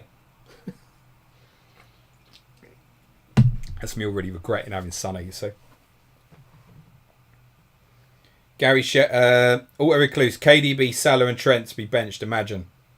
It's alright, I'll have 1 point for Traore, 1 point for Saka, and I'll have Laporte on. Gary Shepherd at captain, the Middlesbrough goal needs adding on the scores. He's got a good point there, actually. Chris, FPL captain, my man in the top corner. Make sure you give him a follow. Buy him some beers. I've got his address if anybody wants to do that. He fucking deserves them, doesn't he? Let's be honest. The West Ham up to the dizzy heights of 16th as it stands. A full 1 point and 5 goals better than Villa or something. Patrick Lawson, currently 82 with KDB and TAA to go. Someone always has to up it, don't they? No one else wants to hear about your good fucking score, Patrick. No, well done, mate. Well done. We want to hear about the shit scores. That's far more fun. I want to hear about the dickhead who did his wild card in Champman FPL and only scored 17 points. Good evening, FPL Bricky. How are you, mate? Second half's restarted with 3 minutes in. I hadn't even actually noticed. But to be fair, Rob Pick didn't send a tweet out, so why should I? We are a minute and a half to go at the London Stadium, by the way. Woodwork's been hit at Portman Road. So close. The corner knocked the ball down to Viduka, 15 yards out, and his sweet strike hit the angle of post and bar and rebounded away. Uriah Rennie isn't messing. Radaby, Ian Hart, and Hariderson have all been booked since the restart. It's 3.5 minutes gone. It was 3 minutes when I started reading that tweet. Chance break on for Antonio. He's played Yarmolenko. He's in. He's going to step inside, Rudiger. He won't go outside. He stepped inside. And he's won it. Yarmolenko, Antonio assist. Get in. Big breakaway goal. I'm surprised Rudiger let him come inside. I could call it from a mile off what he was going to do.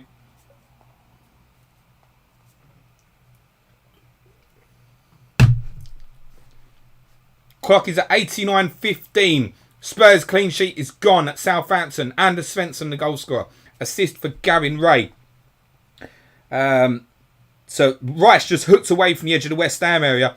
Antonio pulls off Christensen. I said he'd do him. He spun off on the 1-2. He played in Yarmolenko's 1-on-1 against Rudiger. Yarmolenko's onside. Rudiger's got him faced up and he lets Yarmolenko come in so easy on his left foot. He's always going to come back inside from that right-hand position and attack it. Rudiger just doesn't shift his body weight well. Yarmolenko sweeps it into the far corner. Kepa's got no chance. He's finished it very, very well. But surprised how easily Rudiger's let that happen there. Come on, you Spurs.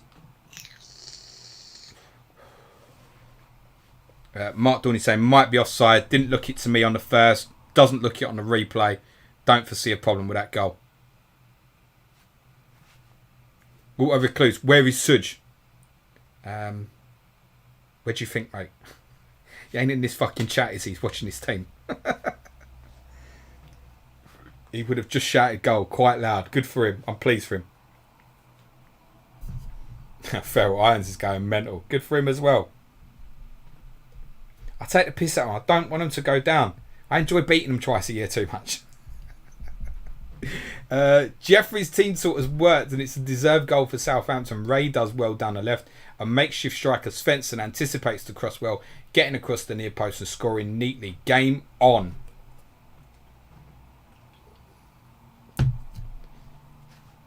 This result, if West Ham can hold on to this, I think is really important for the whole Premier League, by the way, actually. I think you'll get a little shift in mindset where teams start thinking, these guys that are much better than us can be beaten under these conditions.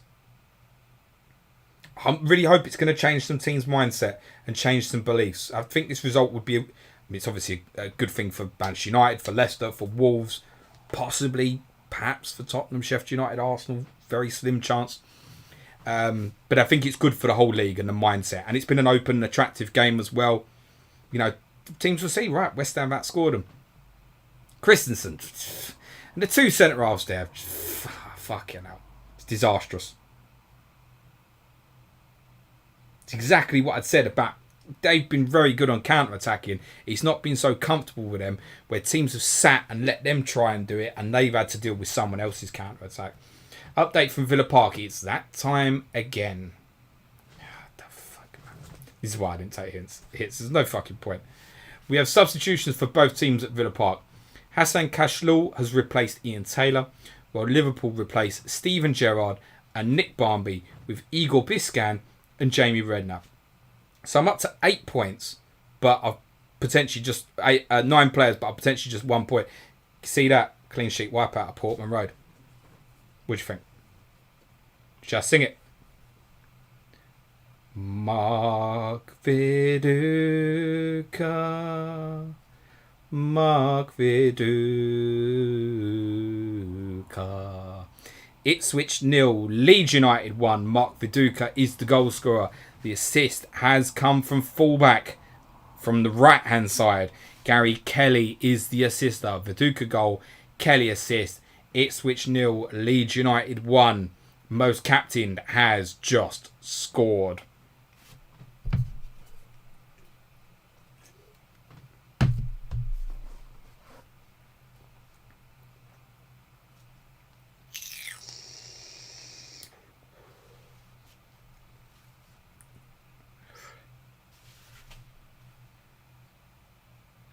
Rob Pick, see the replay on Alonso staring at him, James, and watching him run off. Sell him quick. Frank will be fuming. I'd need to look at it again, but I've got some good news for you, Rob. My planned FPL transfers this week, 2 free transfers as it stands right now, is Dominic Calvert-Lewin to Mason Greenwood and Marcus Alonso to Andrew Robertson. Ooh, feel good. Da, da, da, da, da, da, da. And then I'm probably leaving Adama Traore out of my team this week. That's where I'm at. Forget Greenwood, I'm starting him this weekend against Bournemouth. The fuck, man. The state of them. Captain, by the way, as it stands right now, I'm going Trent against Villa. That's where I'm staying right now. As I haven't got the Mane Salah, I'm going Trent as it stands.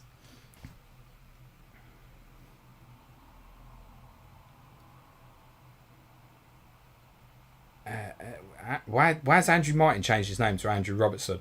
You got married and I didn't know it, mate. You're saying Viduka.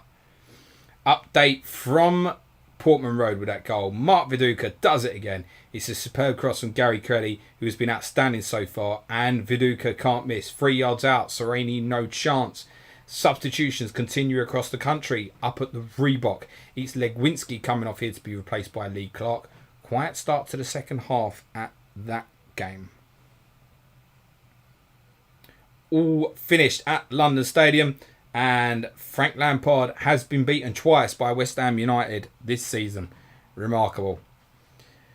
you, Suj, tomorrow. Shows what we can do on our day, and then they get smashed at Newcastle on Sunday. So typical then. I've always maintained that I think they'll stay up because they've got enough attacking quality, actually. You see that being able to bring Yarmolenko on late in the game there. He's obviously had injuries.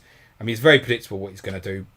When I watch it again later on a bigger screen, perhaps I'm being harsh on Rudiger, but I could see long in the build-up exactly what was going to happen to him. So Peter Carter saying things looking up with Biscan and Viduka points. My point about Biscan coming on was I'd have been better off if he didn't, because another 10 minutes Gerrard's hitting me 3 points, and now I'm getting 1 point off both the bricks. Billy Adaway, where's Jacob Burns? Is that meant to be Jacob Burns? Where's J and Y? They knew each other on a keyboard. Kind of, but not really. Brian Yule, do I want Greenwood or do I want a Man United defender? Well, Brian, I've got Harry Maguire as well, so that's not really an issue for me. Makes my treble up Maguire, Fernandes, Greenwood. It's fine. And then depending on how I feel on a week-to-week basis with Greenwood, we'll decide whether I start him or not. But he'll definitely start this week. And like I said, then I'm going to be in a power position where my bench this week at the moment, as it stands, would be Traore, Ings, and Saka. That would be my bench. Storm Legacy, Mia Khalifa must be happy. Tweet her, ask her.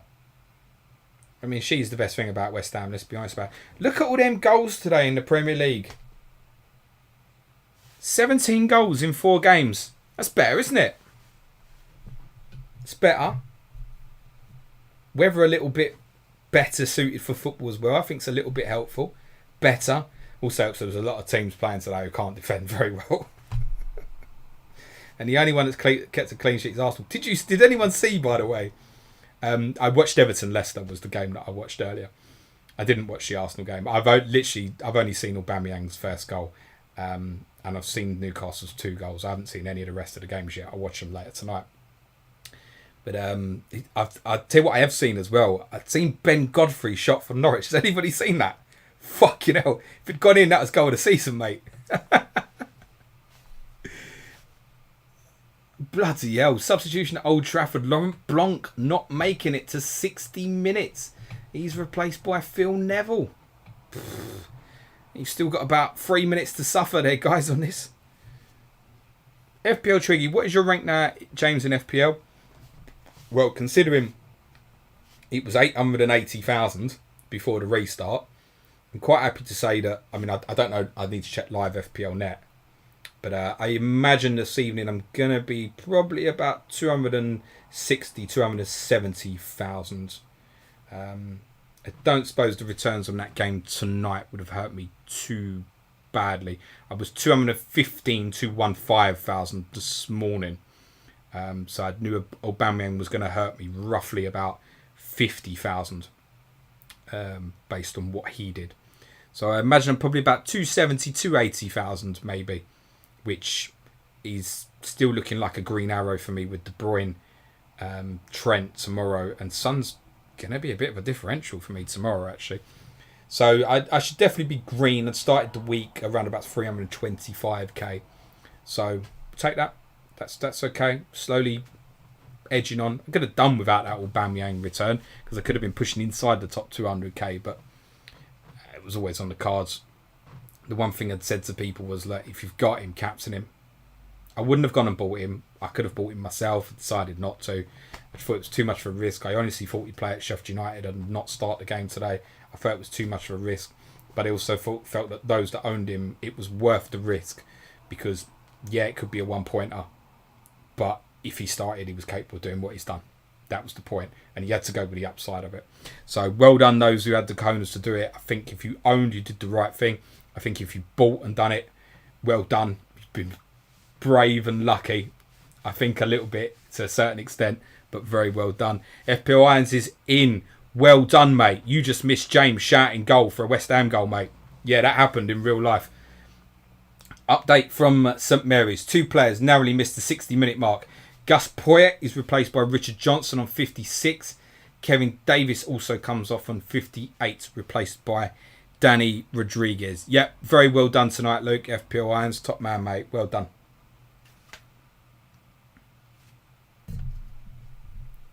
Rob Pick's looking to bring in Greenwood too. And catch a punt worked beautifully. FPL Ronaldo 9. Bournemouth will be in big trouble if they go down, right? The money there pumped in and lack of TV money. How to leave? I think Eddie Howe will go. Yeah, I think Eddie Howe will leave at the end of the season, even if he keeps them up. Red card incoming at Villa Park. Well, everyone washes on to see if their players tick over the 60-minute mark. One man has, but no sooner has he done it, he's received his marching orders. It's got to be a Liverpool player. I reckon it's Igor Biscan, because I just reckon that's how fucked up this game is. I reckon Sammy Hippier is a good shout. If not, Michael Owen. Why not for the crack? I mean, strikers do tend to get sent off more than they should, right? My money's on Biscan, because that's just how fucked up this game is. So I would have gone from 3 points to him coming on's actually cost me a point, and he gets sent off, and I got nothing from both of them. That would be so this game. It's John Arne-Risa who's been sent off. He mistimes the challenge on Dion Dublin as the big striker receives a pass from Paul Merson. He's already been booked, and Peter Jones, not the man from the Dragon's Den, issues a red card. He's out. Very good.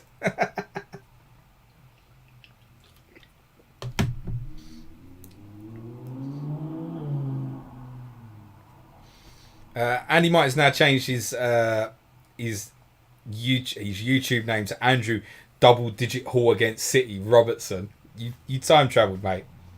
He won't get a 10-pointer, mate.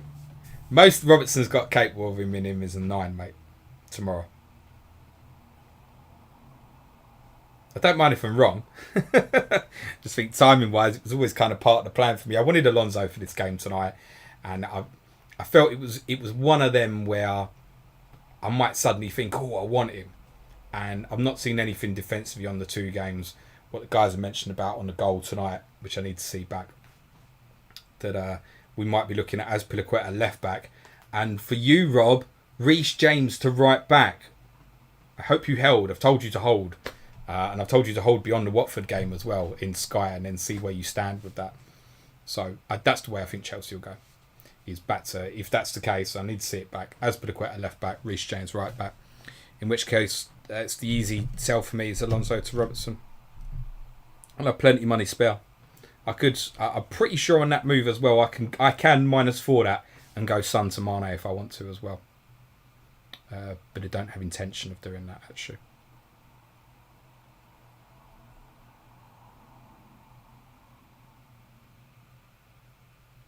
FPL Twiggy, when did Biscan come on? 52nd minute for Steven Gerrard, Twiggy. FPL Irons, are the fixtures going to be 12:30 on Saturday? By the way, lads, would love to be able to watch the stream. Missed it tonight. Yes. Goal at St Mary's. Selakovic owners. You're in. He scored again. A sister from another one who's fucking got an itch. It's Bunjevcevic. Goal Selakovic. Assist Bunjevcevic. Oh, length funny. Got a pain. Got a stitch. Selakovic goal. Bunjevcevic assist. Saints 1. Spurs 3 at St Mary's. Yes, Luke. The stream will be 12 o'clock start on Saturday. I'll do deadline stream 10:30 a.m. I'll shut it down at about 20 to 12. I'll restart, upload a new stream for this one. Start that at 12 o'clock. I'll sit here like I've done for your game tonight. I'll watch Norwich and Brighton, commentate on that while we do the 10 fixtures from double game week 27. I will pay a little less attention to that one than I have done to this one because I have personal interest in that game tonight. It's personal interest because I don't feel like Tottenham's game tomorrow is a complete waste of time should we go and win it. A lovely finish, and Selakovic is at the double. It's a surprising assist from Bunjevcevic, spotting Selakovic run from deep and finding him with a ball over the top. The finish was ice cool. Fuck me, if I can edge out a green arrow from this week, that would be miraculous. Anything will do. Anything. Just a grey arrow, just don't hit me bad. I shouldn't be hit too bad with Viduka goal as captain. And I do potentially have a couple of clean sheets hanging about as well, which I haven't expected on either, which is potentially Hippier and Ian Hart. Although I guess there'll be quite a bit of coverage for those guys as well. Look at the captaincy today. Viduka 25%. Hasselbank 4%. Slakovic 4%. York 4%. You're not being too hurt if you've missed, I don't think.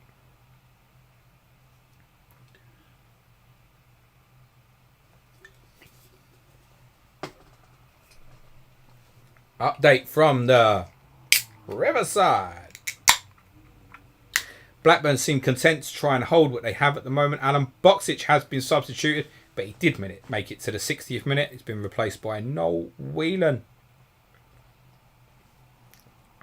Disable Salakovic, motherfuckers. Yeah, I felt you earned that little bit of a return there tonight, Luke. I know you've had some unlucky ones recently.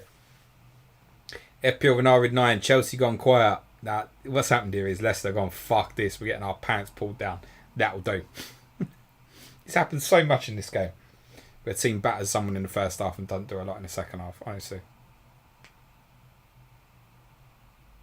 Got more chance of hitting like 6 and 7s if a team goes in at half time at like 2-0. From my historic playing the game.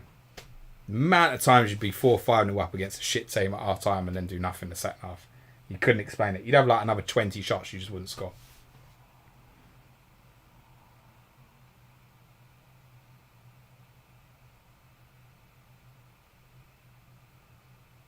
Patrick Lawson, Salakovic to 2 guy for his double game week hasn't paid off. No, wouldn't do, mate. I didn't understand the going in for Blackburn for that double. With their 2 away games and the way they play. The only 2 players I would have possibly considered under that system was Janssen, because he'll play as the lone forward, although they've obviously changed tonight, and Brad Friedel as the short term was a 4.5, and then forget about him. They're the only ones I would have considered. Rory, why have Chelsea taken a foot off the pedal? Rewind, mate. For those asking on the double treble game week, I will do 10 games, 12 o'clock, 12:30 p.m. kickoffs, 11 a.m. deadline. Anything you need to remember that is 11 a.m. Champman deadline, 11:30 a.m. official FPL deadline. Then the guys will do the second part of the treble game week, 10 o'clock at night, once Chelsea-Watford's finished.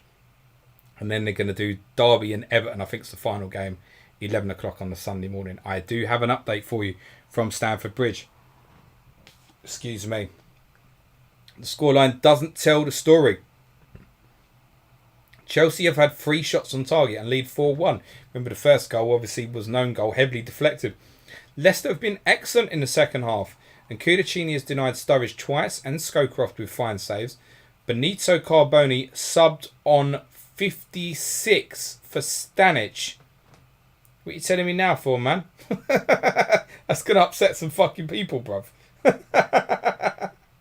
People have just lost the point, you know. They're counting as they go. Carboni subbed on 56.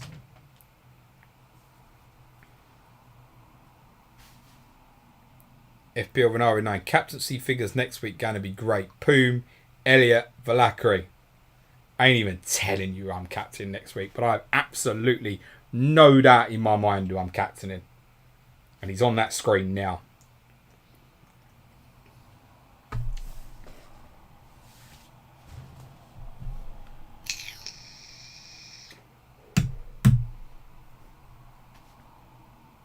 Storm Legacy, I'll take a bit to better the 37 I got last game week. Luke, when you do the stream tomorrow, mate, just fucking lie. I'm telling you.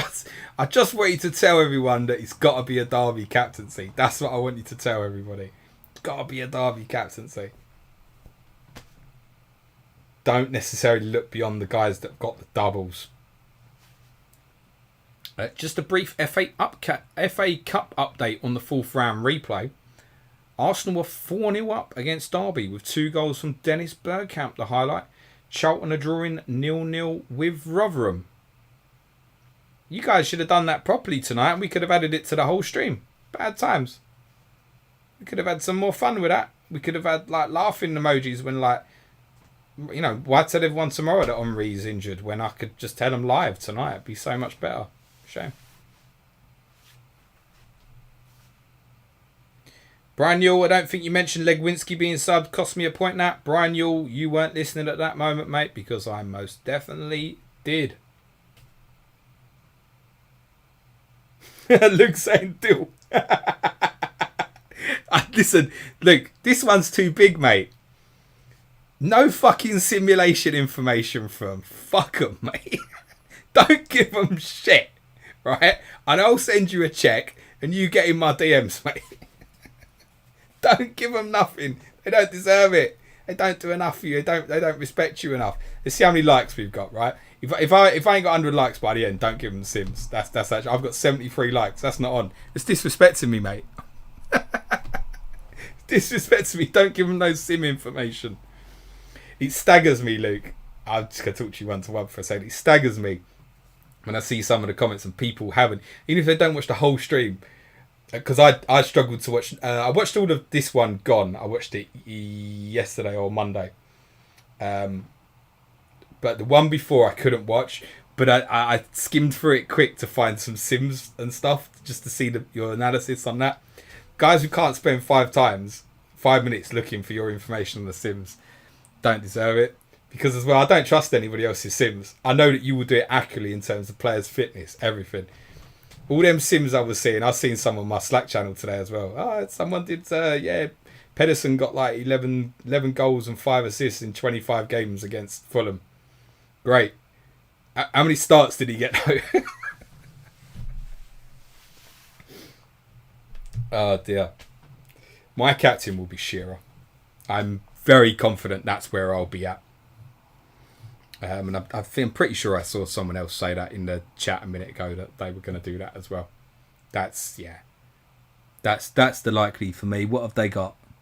Is it Derby away and Charlton at home? Yeah, you're all right. Shearer all day for me, personally. People won't be able to resist. Don't get me wrong. I probably am buying 3 Derby players, by the way. I'm going to take a -8 or something. Have some fun with it. I might even bench boost. I might even triple captain Shearer. It's the only one to consider for that chip, by the way, if I was to use it this week. Oh dear, 10-man Liverpool have another problem to deal with. Stefan Hencho has sat down away from the action and it appears to be an ankle problem. Stephen Wright will replace him. Clean sheet locked for the Swiss centre-back. How do you feel, Hencho owners? Clean sheet locked but a potential injury. Fabianski also not helped by, on just looking at that Williams' second goal again, not helped by a very conveniently placed 2-man wall that Chelsea had set up to the left of West Ham's wall from Fabianski's eye line, which actually would have caused him some difficulty in terms of seeing. That might have had a little impact on the goal as well.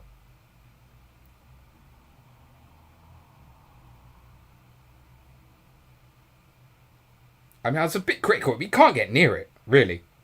It's just that if it had been going that way in the first instance, keepers are always worried that they've got to. It's technically it's further for them to get over behind the wall, right? So they always have that tendency to lean that way, and then they believe they can spring back and cover their post. And I mean, literally, Williams hit the couple of millimetres that Fabianski couldn't get to, basically. I need to see Alonso here. Oh, I see what's happened. He's just completely let Yarmolenko go. And then he busts a gut and he knows what the issue is. He's so poor defensively, Alonso. Yeah, I see what you were saying there earlier, Rob Pick. He could see him in his eye line from miles away and he knows he's fucked for fitness there. You can see that. That's mental fatigue as well as physical. He looked up and you have that moment, and if you've ever played football and been struggling for fitness, you have that moment, you think, I wonder if someone else can get me out of trouble here. That's exactly what's happened with Alonso there. He's thought, I wonder if I can get away with it. Clean sheet, wipe out. Stefan Hencho owners, you'll feel a little bit better now. Villa lead at Villa Park. Goal scorers Bosco Balaban. Assist for David Ginola. That is going to wipe out quite a few Liverpool clean sheets, particularly for people like myself, Sammy Hippier owners. Villa 1, Liverpool 0. Chris Hermitage saying 6 for Hencho is fine. Hopefully a few days injury.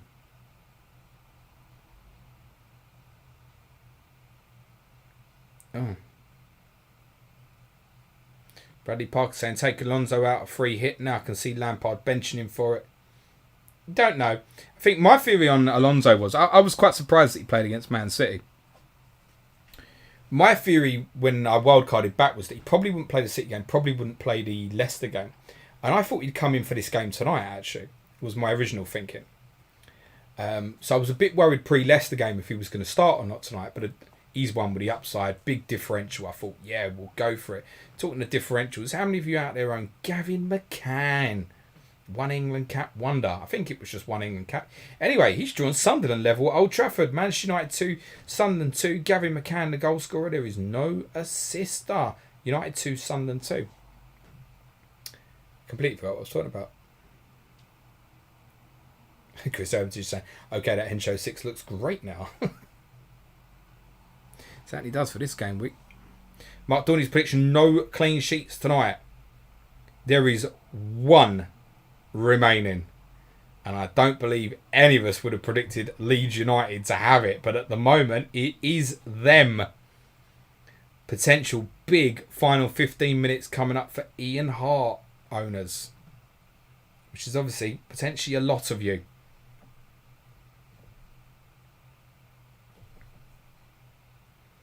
We'll be fine. Scala says we'll be fine. If Henshaw gets man of match, then another -4 next week is okay. The incoming goal is at the Reebok. Scored by Michael Ricketts, assisted by Robert Lee. Bolton 3, Fulham 1. 14 minutes to go there. Michael Ricketts with a goal. Rob Lee with the assist on the Gavin McCann goal.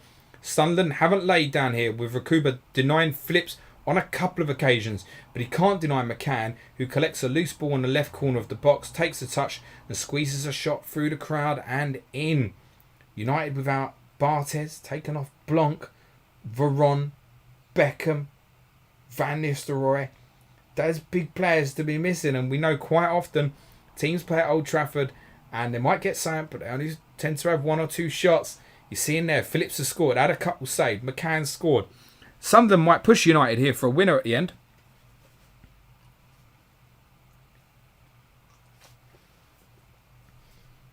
On the Ricketts goal, that could be that. Goma tried to clear but only succeeded in finding Lee. He took a touch and swung in a great cross for Ricketts to head powerfully past Crowdson. Yeah, Villa have got one as well, haven't they? Well pointed out, FPL Hitman. Peter Schmeichel's your keeper. I forgot about him. We just weren't fucking important. What you reporting me for, Bradley? Bradley's just put reported laughing. What did I say? We can turn that shit game off now, can't we? Let's see what's happening in my life.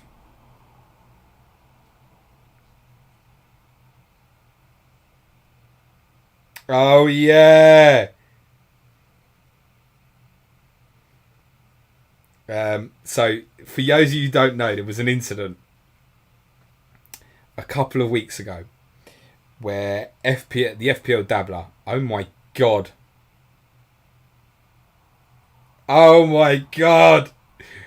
Ryan Rennie's at it. Ryan Rennie is in charge at Portman Road. Listen to these guys, they're on such a wind up, right? 66%, we're all fucked here. Hariderson, Radaby, Kelly and Hart, alright, 50%, were all on yellow cards. One of them has just received their second. But who?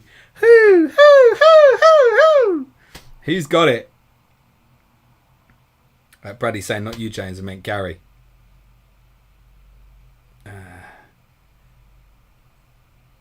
I mean, I don't know. You Wolves boys can do what you like in your own time. Just remember to... listen, I'll let you win one more game at the weekend. I don't mind if you give Arsenal a slap. Then stop winning. We wait information on that red card. Oh, my days. That seals the deal for me, I think. It's Hariderson is off. Herman Hariderson, red card. Substitute Simon Johnson, who replaced Harpal Singh, was 62 minutes.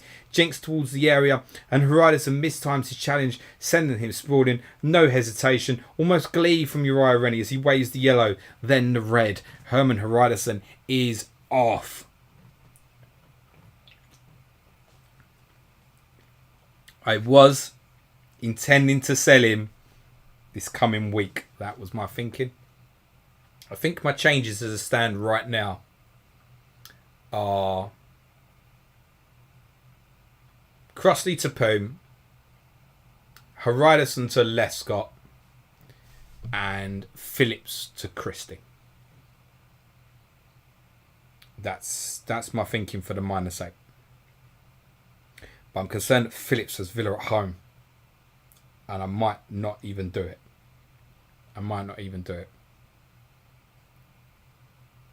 So Hariderson, what are we now? Game week 26, which technically was midweek fixtures.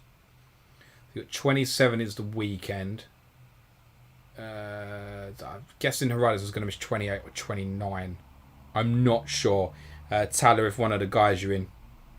Sujan Shah's in. Guess what? It's time to drink. Suj is in the chat.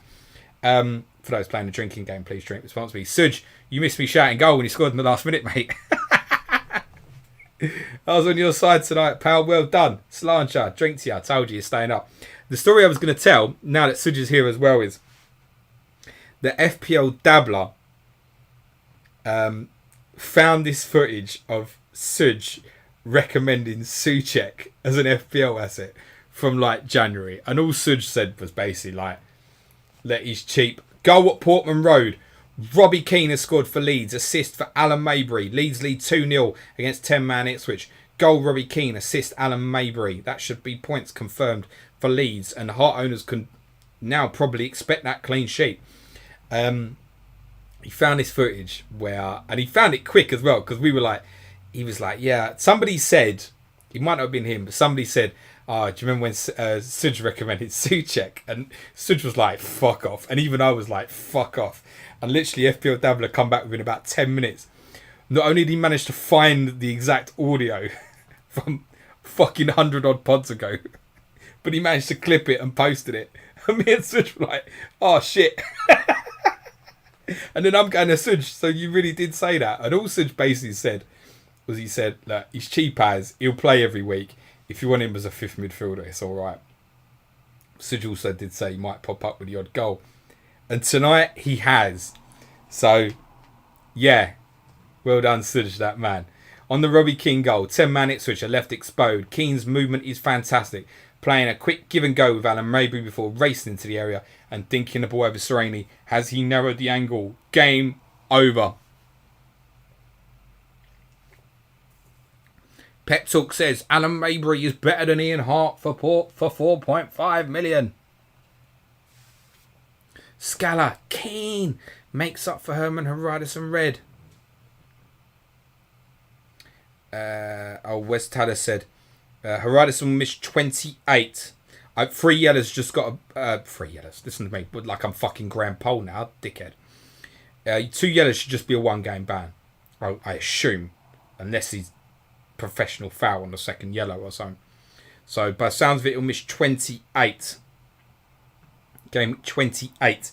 By the sounds of it, Herman Hariderson will miss from suspension. Don't take that as gospel, but that's how I'd work it out. Alan McDaddy saying, yeah, probably 1 game week for Hariderson though, since it was 2 yellows yet.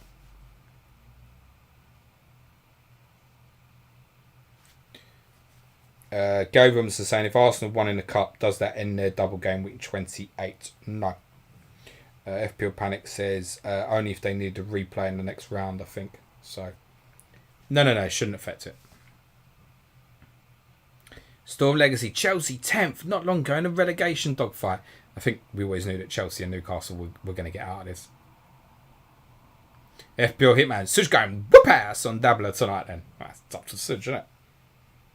But, yeah. Might retreat it. Yeah, look. If you want to find the message. Can you see that? You probably can't. If I hold it still, it might jog in. Can you see that?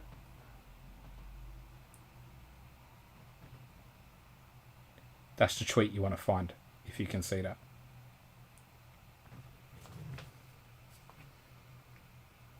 And you just got an exclusive of me and Such's private WhatsApp chat. Niz Godfrey, FPL Makoko told me to go Keane. Of course, I went Pedersen. James Street, Veron winner incoming. Oh, James, I'm afraid not, mate. Back in your box with your 1 point, I'm afraid, mate. Ryan, bro, he went off injured. Tanner Dean saying, if Arsenal v Chelsea's a draw in FA Cup, the midweek of 27, that would affect Arsenal's double in 28. Not likely, probably. I imagine Arsenal will beat them. Update from the Reebok. Almost a late lifeline for Fulham. Barry Howells, who replaced Louis Sahar, gets a shot beyond Jaskalainen, but Ngotti manages to scramble the ball off the line. Steve Marley has been booked for Fulham. Rory, come on Chelsea, one more please. Rory, when you beg. Listen, anyone ever fucking begged in this chat and got what they wanted? It doesn't happen. Guys are fucking straight into simulation. Beggar, don't do it. Beggar, don't do it. That's it, you're finished. Second you start begging for shit, it ain't happening.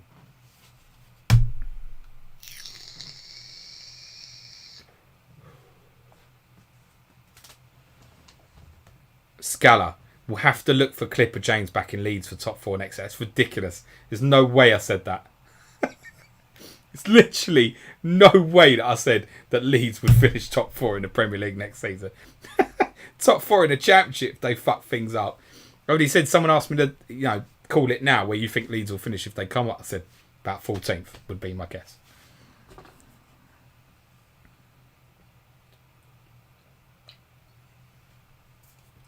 You know what they'll do, Leeds, when they come up, genuinely?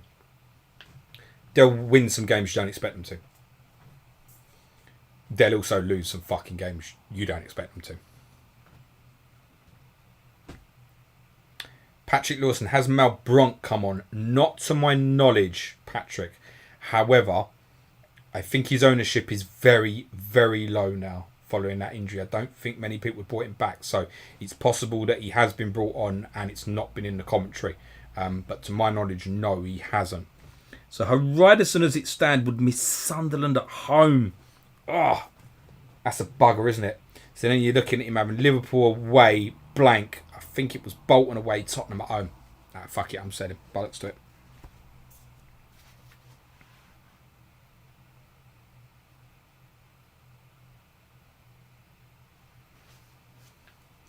Balaban almost seals it for Villa.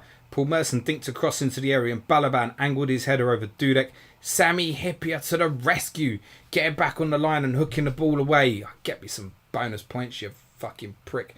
No goal line technology, but the decision looks good.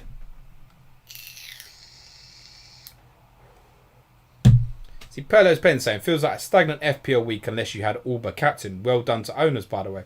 You can say that. I haven't got Aubameyang and I didn't captain Fernandes. And as it stands, I'm probably looking at about a 40 or a 50k rise, depending on what happens tomorrow night. Right now, that's how I stand. And I've got the differential of Sun tomorrow night, so I'm probably in a better position than most. So, although there'll be a lot of dead captain. Big goal, James! Yes! No one else went for him, but g'day, mate. Harry Kewell. Ipswich 0, Leeds 3. Harry Kewell, the goal scorer. Assist for none. Kewell goal, assist none. Ipswich 0, Leeds 3. 2 minutes to go. Boom. Fucking take that. That should see me green on 3 returns, I think.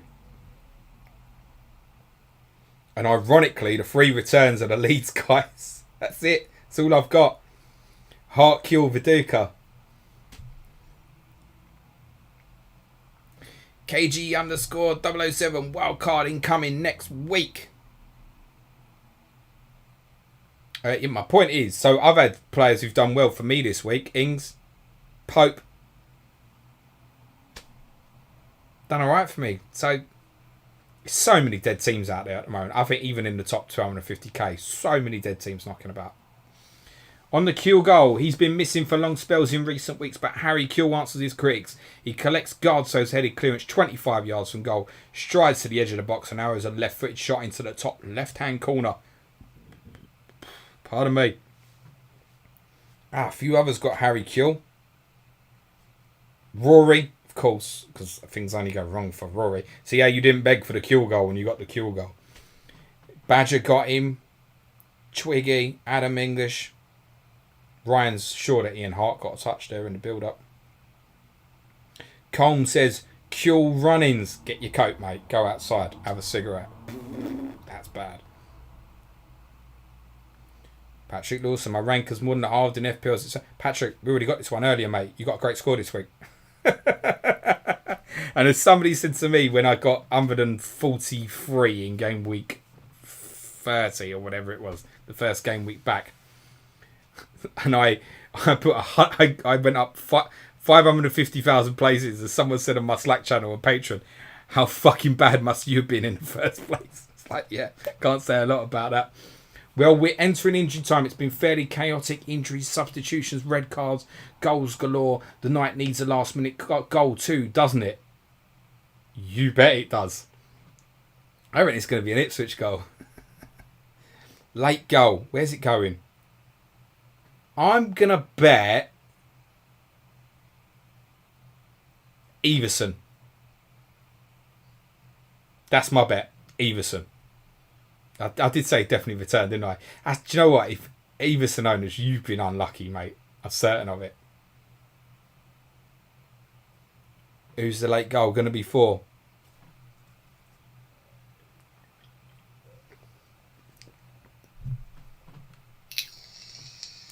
Oh, Eric Clue saying, Harry Q. Oh, it's at Old Trafford. I'm glad Captain knows that, because I don't. Refresh. Goal for Manchester United is scored by Paul Scholes, assisted by Ryan Giggs. Scholes goal, Giggs assist. Quite a few of you will have those two, I think, as it stands at the moment. Patrick Lawson said, it's so rare, James. I'm not going to shut up about it. You're good, Patrick. You're allowed it, mate. United have won it late. Scholes goal, Giggs assist.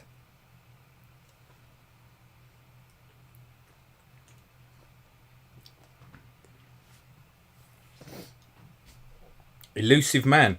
Everson assisted the assister twice today. It's elusive, you might say.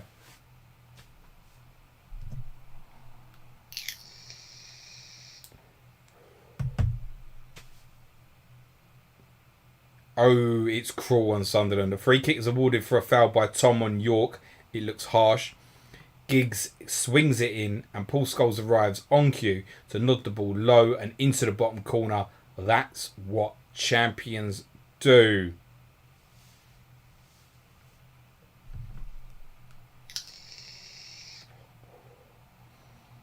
I doubt bonus points have ever been more important than they are this game week.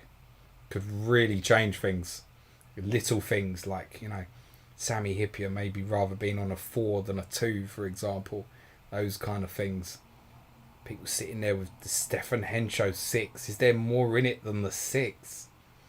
Little things maybe that could affect what's happened here.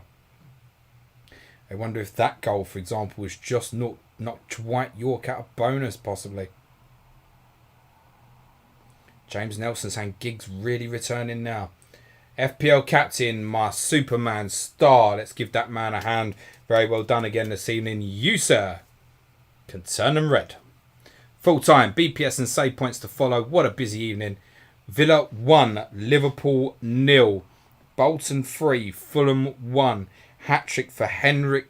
Nah, not really. Chelsea 4, Leicester 1. Leeds have won 3-0 at Ipswich. Man United 3, Sunderland 2. Blackburn in the 4-2-4 system. Winning 2-1 at Middlesbrough. Tottenham have won 3-1 at Southampton. It's finished 4-0 at Highbury in the FA Cup between Arsenal and Derby County. Also, importantly, from that perspective, I believe confirms Derby to have a full 1 week break between their second game and their third game in their treble game week. So potentially very good news there as well. Shout out to James Nelson, FPL Badger, Dick Wellington, Ryan, Colm, Adtor, Hassan Kala, giving my man Captain a heads up. We have bonus points incoming already. There is no bonus for any Liverpool players except for 1 save point for Jersey Dudek. Top bonus goes to match winner Bosco Balaban. There were 2 bonus points for Olof Melberg, and there is 1 bonus point for the great David Ginola. John Honorisa sent off on 60 minutes has possibly swung this away from Liverpool. Stefan Hencho injured on 72 minutes. Hencho had been replaced by Stephen Wright. Liverpool previously made changes on 51 minutes. Redknapp and Biscan coming on for Gerrard and Barmby. Excuse me, Steven Gerrard's match rating was, state of it, a 5 out of 10. Balaban's man of match rating an 8 out of 10. Olaf Melberg owners, you've been very unlucky here because you've been done by the glitch, shall we say. Melberg's 2 bonus points for a 9 out of 10 rating, but Balaban takes full bonus with a man of the match in spite of getting an 8 out of 10. Cash Law replaced Ian Taylor on 51.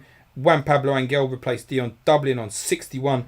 Mark Delaney replaced Alan Wright on 73. Alan Wright and Alpine booked in a match, as was Hencho, before he was taken off as well. So it's actually only a 5-pointer for Stefan Hencho, not 6. Top bonus at the Reebok, if my phone will ever work, goes to Rob Lee. There are 2 bonus points for the man we didn't know, Stephen Young.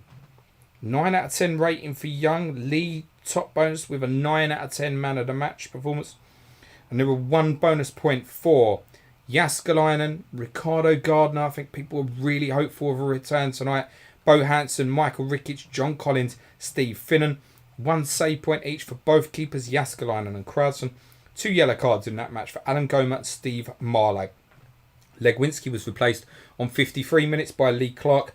Barry Hales replaced Lewis Sahar on 76. Dean Holden replaced Colin Cooper for Bolton on 79. And it was an injury time appearance for Nicky Sovell replacing Neil Maddison. Top bonus at Stamford Bridge goes to Mikel Forsell, score of Chelsea's 2 goals in their 4-1 victory over Leicester. There were 2 bonus points, interestingly, for Carlo Cudicini, as the commentary suggested. Leicester played all right second half. Also 2 bonus points for Melchior, Gallus, Terry, Lampard, Hasselbank, and 2 Leicester players, Joby McAnuff and James Scowcroft is back in the bonus. Cudicini has also picked 2 bonus points here, giving him a 6-point return home to Leicester despite conceding. 2 yellow cards in the match for Damien Delaney and Dean Sturridge. Leicester's sole change was Matthew Jones for Dennis Wise on 72 minutes. Ian Walker returned a 5 out of 10 rating in goal for Leicester. Mikel Forsell's man of match rating was a 9 out of 10. Chelsea's sole change was Mario Stanic replacing Benito Carboni on 56 minutes. Bonus points at Portman Road are not going to make you happy. For most of you. Top bonus goes to Gary Kelly, who assisted Mark Viduka's opener for Leeds. 2 bonus points for Alan Mabry, who I think assisted the second. And there is 1 bonus point for Nigel Martin, Lucas Radaby, Jonathan Woodgate, Mark Viduka, Harry Kewell, Herman Haridason, in spite of a red card, has got a bonus point. Fucking guys are done. And John McGrill of Ipswich as well. 3 save points for Matteo Sereni. Also an additional 1 for Nigel Martin. So an 8-pointer for Nigel Martin, who I think a few might use as the keeper coverage, actually, bearing in mind the double coming up. A host of cards in this match with Rennie in charge. So Haridason, despite being sent off, got an 8 out of 10 rating. He was sent off on 76 minutes. There were yellow cards in the match also for Amir Karic, Gary Kelly, Ian Hart, Lucas Radaby and Harry Kewell. Ipswich's changes were Pablo for the injured Alan Armstrong on 11 minutes. Jim Magilton for the injured Jason Kumas on 32 minutes. Leeds replaced Alan Smith with Harpal Singh, no injury, on 15 minutes. Singh was then replaced by Simon Johnson on 62 minutes. Dominic Matteo made a late appearance replacing Olivier Decourt. Gary Kelly's man of match rating was a 10 out of 10. Smith was withdrawn after 15 minutes on 6 out of 10. Bizarre. Top bonus at the Riverside Oh no, let's do Old Trafford first. Top bonus goes to Ryan Giggs. I forgot Phillips scored for me. That's a fucking touch as well. Top 2 bonus points. The top bonus goes to Dwight York, man of match rating with a 9 out of 10. 2 bonus points for quite a few players. Dwight York, Ole Gunnar Solskjaer, Paul Scholes, Nicky Butt, George McCartney. Is it Marcus Medina? What's his first name? Nicholas Medina. Close. I knew it was an os. And Kevin Phillips, 2 bonus points as well. 1 save point bonus for former Spurs keeper Neil Sullivan. Juan Sebastian Veron went off injured on 13 minutes, replaced by Ole Gunnar Solskjaer. United also replaced Laurent Blanc on 55 minutes with Phil Neville. Sunderland's changes were Michael Reddy for Chris Bart-Williams on 66 minutes and Paul Mayo for Thomas Butler on 80 minutes.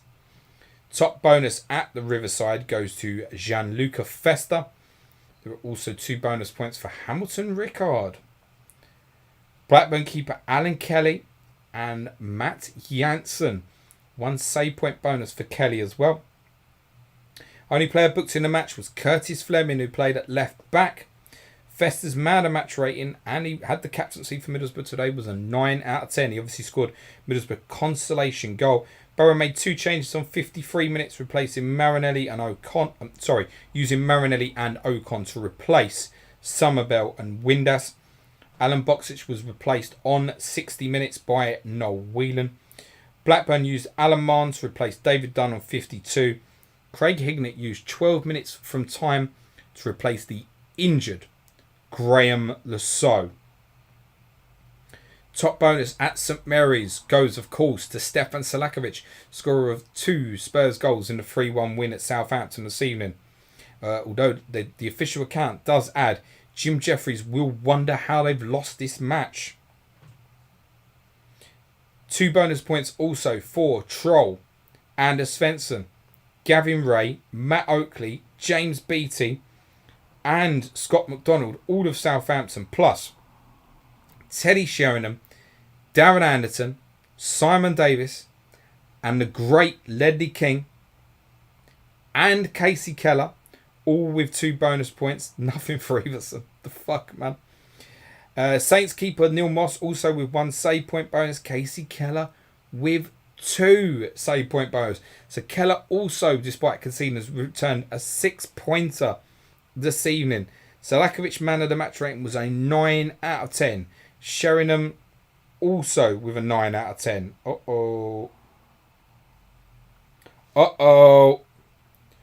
Steward's inquiry on the bonus points in this match. Steward's inquiry. Because I think this will get amended. I think this will get amended to 3 points for Selakovic, 2 for Sheringham, and 1 for all the other players that I've mentioned. Because Teddy Sheringham has equalled Selakovic's 9 out of 10 rating. All the others with an 8. So I think this will be amended. So to clarify, I'm going to go with what I believe is right. 3 bonus points for Selakovic, 2 for Sheringham, 1 for Svensson, Ray, Oakley, Beattie, McDonald, Keller, Anderton, King, Davis. So for Keller, for example, in my opinion, that's a 5-pointer. So by their rules, that's what the guys should go with, is Sheringham 2 points and the rest get 1. Sorry to take points off you guys, but I don't give a fuck. I don't own none of them. Do you know what I mean? That completes bonus points.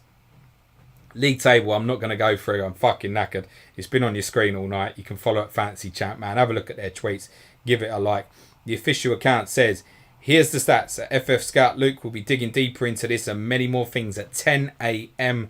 tomorrow with a live stream reviewing the game week. Thanks all for playing. Thank you to myself, say the official account. Thank you for me and the official account to Top Dog, FPL Captain, for being absolute mother trucking legends, apparently. We thank you guys for everybody involved in the continuation of this game. Keep doing what you're doing. We keep enjoying it. I've had great fun again tonight. Thank you so much. In terms of Planet FPL content coming up tomorrow, I will be streaming at 12 p.m. On YouTube. Ask James, drop in a chat, ask me anything. As long as it's football related, I will cover it. Friday, me and Suj will be back with a feature Planet FPL podcast reviewing all the official FPL game week 32 action. We could have done it yesterday. Tomorrow we could get some more downloads, but what's the point of doing it before Spurs have played and before Man City and Liverpool play each other? So we wait for Friday, and going forward we will generally wait for Friday unless there's shit games on the Thursday. Then Saturday I'll be back here 10:30am YouTube live stream, 1 hour game week 33 FPL deadline. I'm here to help with any last minute dilemmas you've got. I'll take a half-hour break. I'll be back 12pm. Remember, it's going to be 11am Champman FPL deadline this Saturday. I will stream from 12 o'clock. Kickoffs will be 12:30pm. That allows most of you to disappear, fuck off, and watch Leicester Palace and Manchester United versus Bournemouth at 3pm, because from an FPL perspective, no one really gives a shit about Norwich v Brighton, do they? Although I will be watching it and I will be commenting on the game during my stream. It's two teams at the bottom. What if Norwich win? Do they suddenly feel they're back in it? Patrons, it's the 1st of July, and for those of you thinking of joining, genuinely, I hate doing the sell bit. This is a really good time. We do tiers at £3 to join the Slack channel, £8, and there's loads of fucking extras at £14 a month, which gives you time one-on-one with me, essentially. But for £8 a month, you get 23 additional podcasts this month. If you add in Monday and Tuesday, it's 25. Those two podcasts won't date, by the way, until Friday. If you add them, you're paying 32p for an additional podcast this month if you join at £8 a month. We would love your support. For me personally, this is genuinely my full-time job now. So if people don't pay for Patreon, I'm fucked. So come and join. And for those who are not interested in the podcast, I'll tell you what, for £3 a month, you will love the Slack channel. So many good people in there. There's about 150 people in that Slack channel already. Brilliant banter, brilliant fun. Got loads of channels, interaction during the games. Imagine the kind of mini live stream during games, except it's everyone else commenting except me. Anyway, I've said enough. Much love. Make sure you join Luke 10am tomorrow. Review of obviously game week 26. For those who don't give a shit about anything other than this game, it's understandable because it's brilliant. I will see you back here 12pm Saturday. Other than that, be safe, be nice to each other. Ciao for now.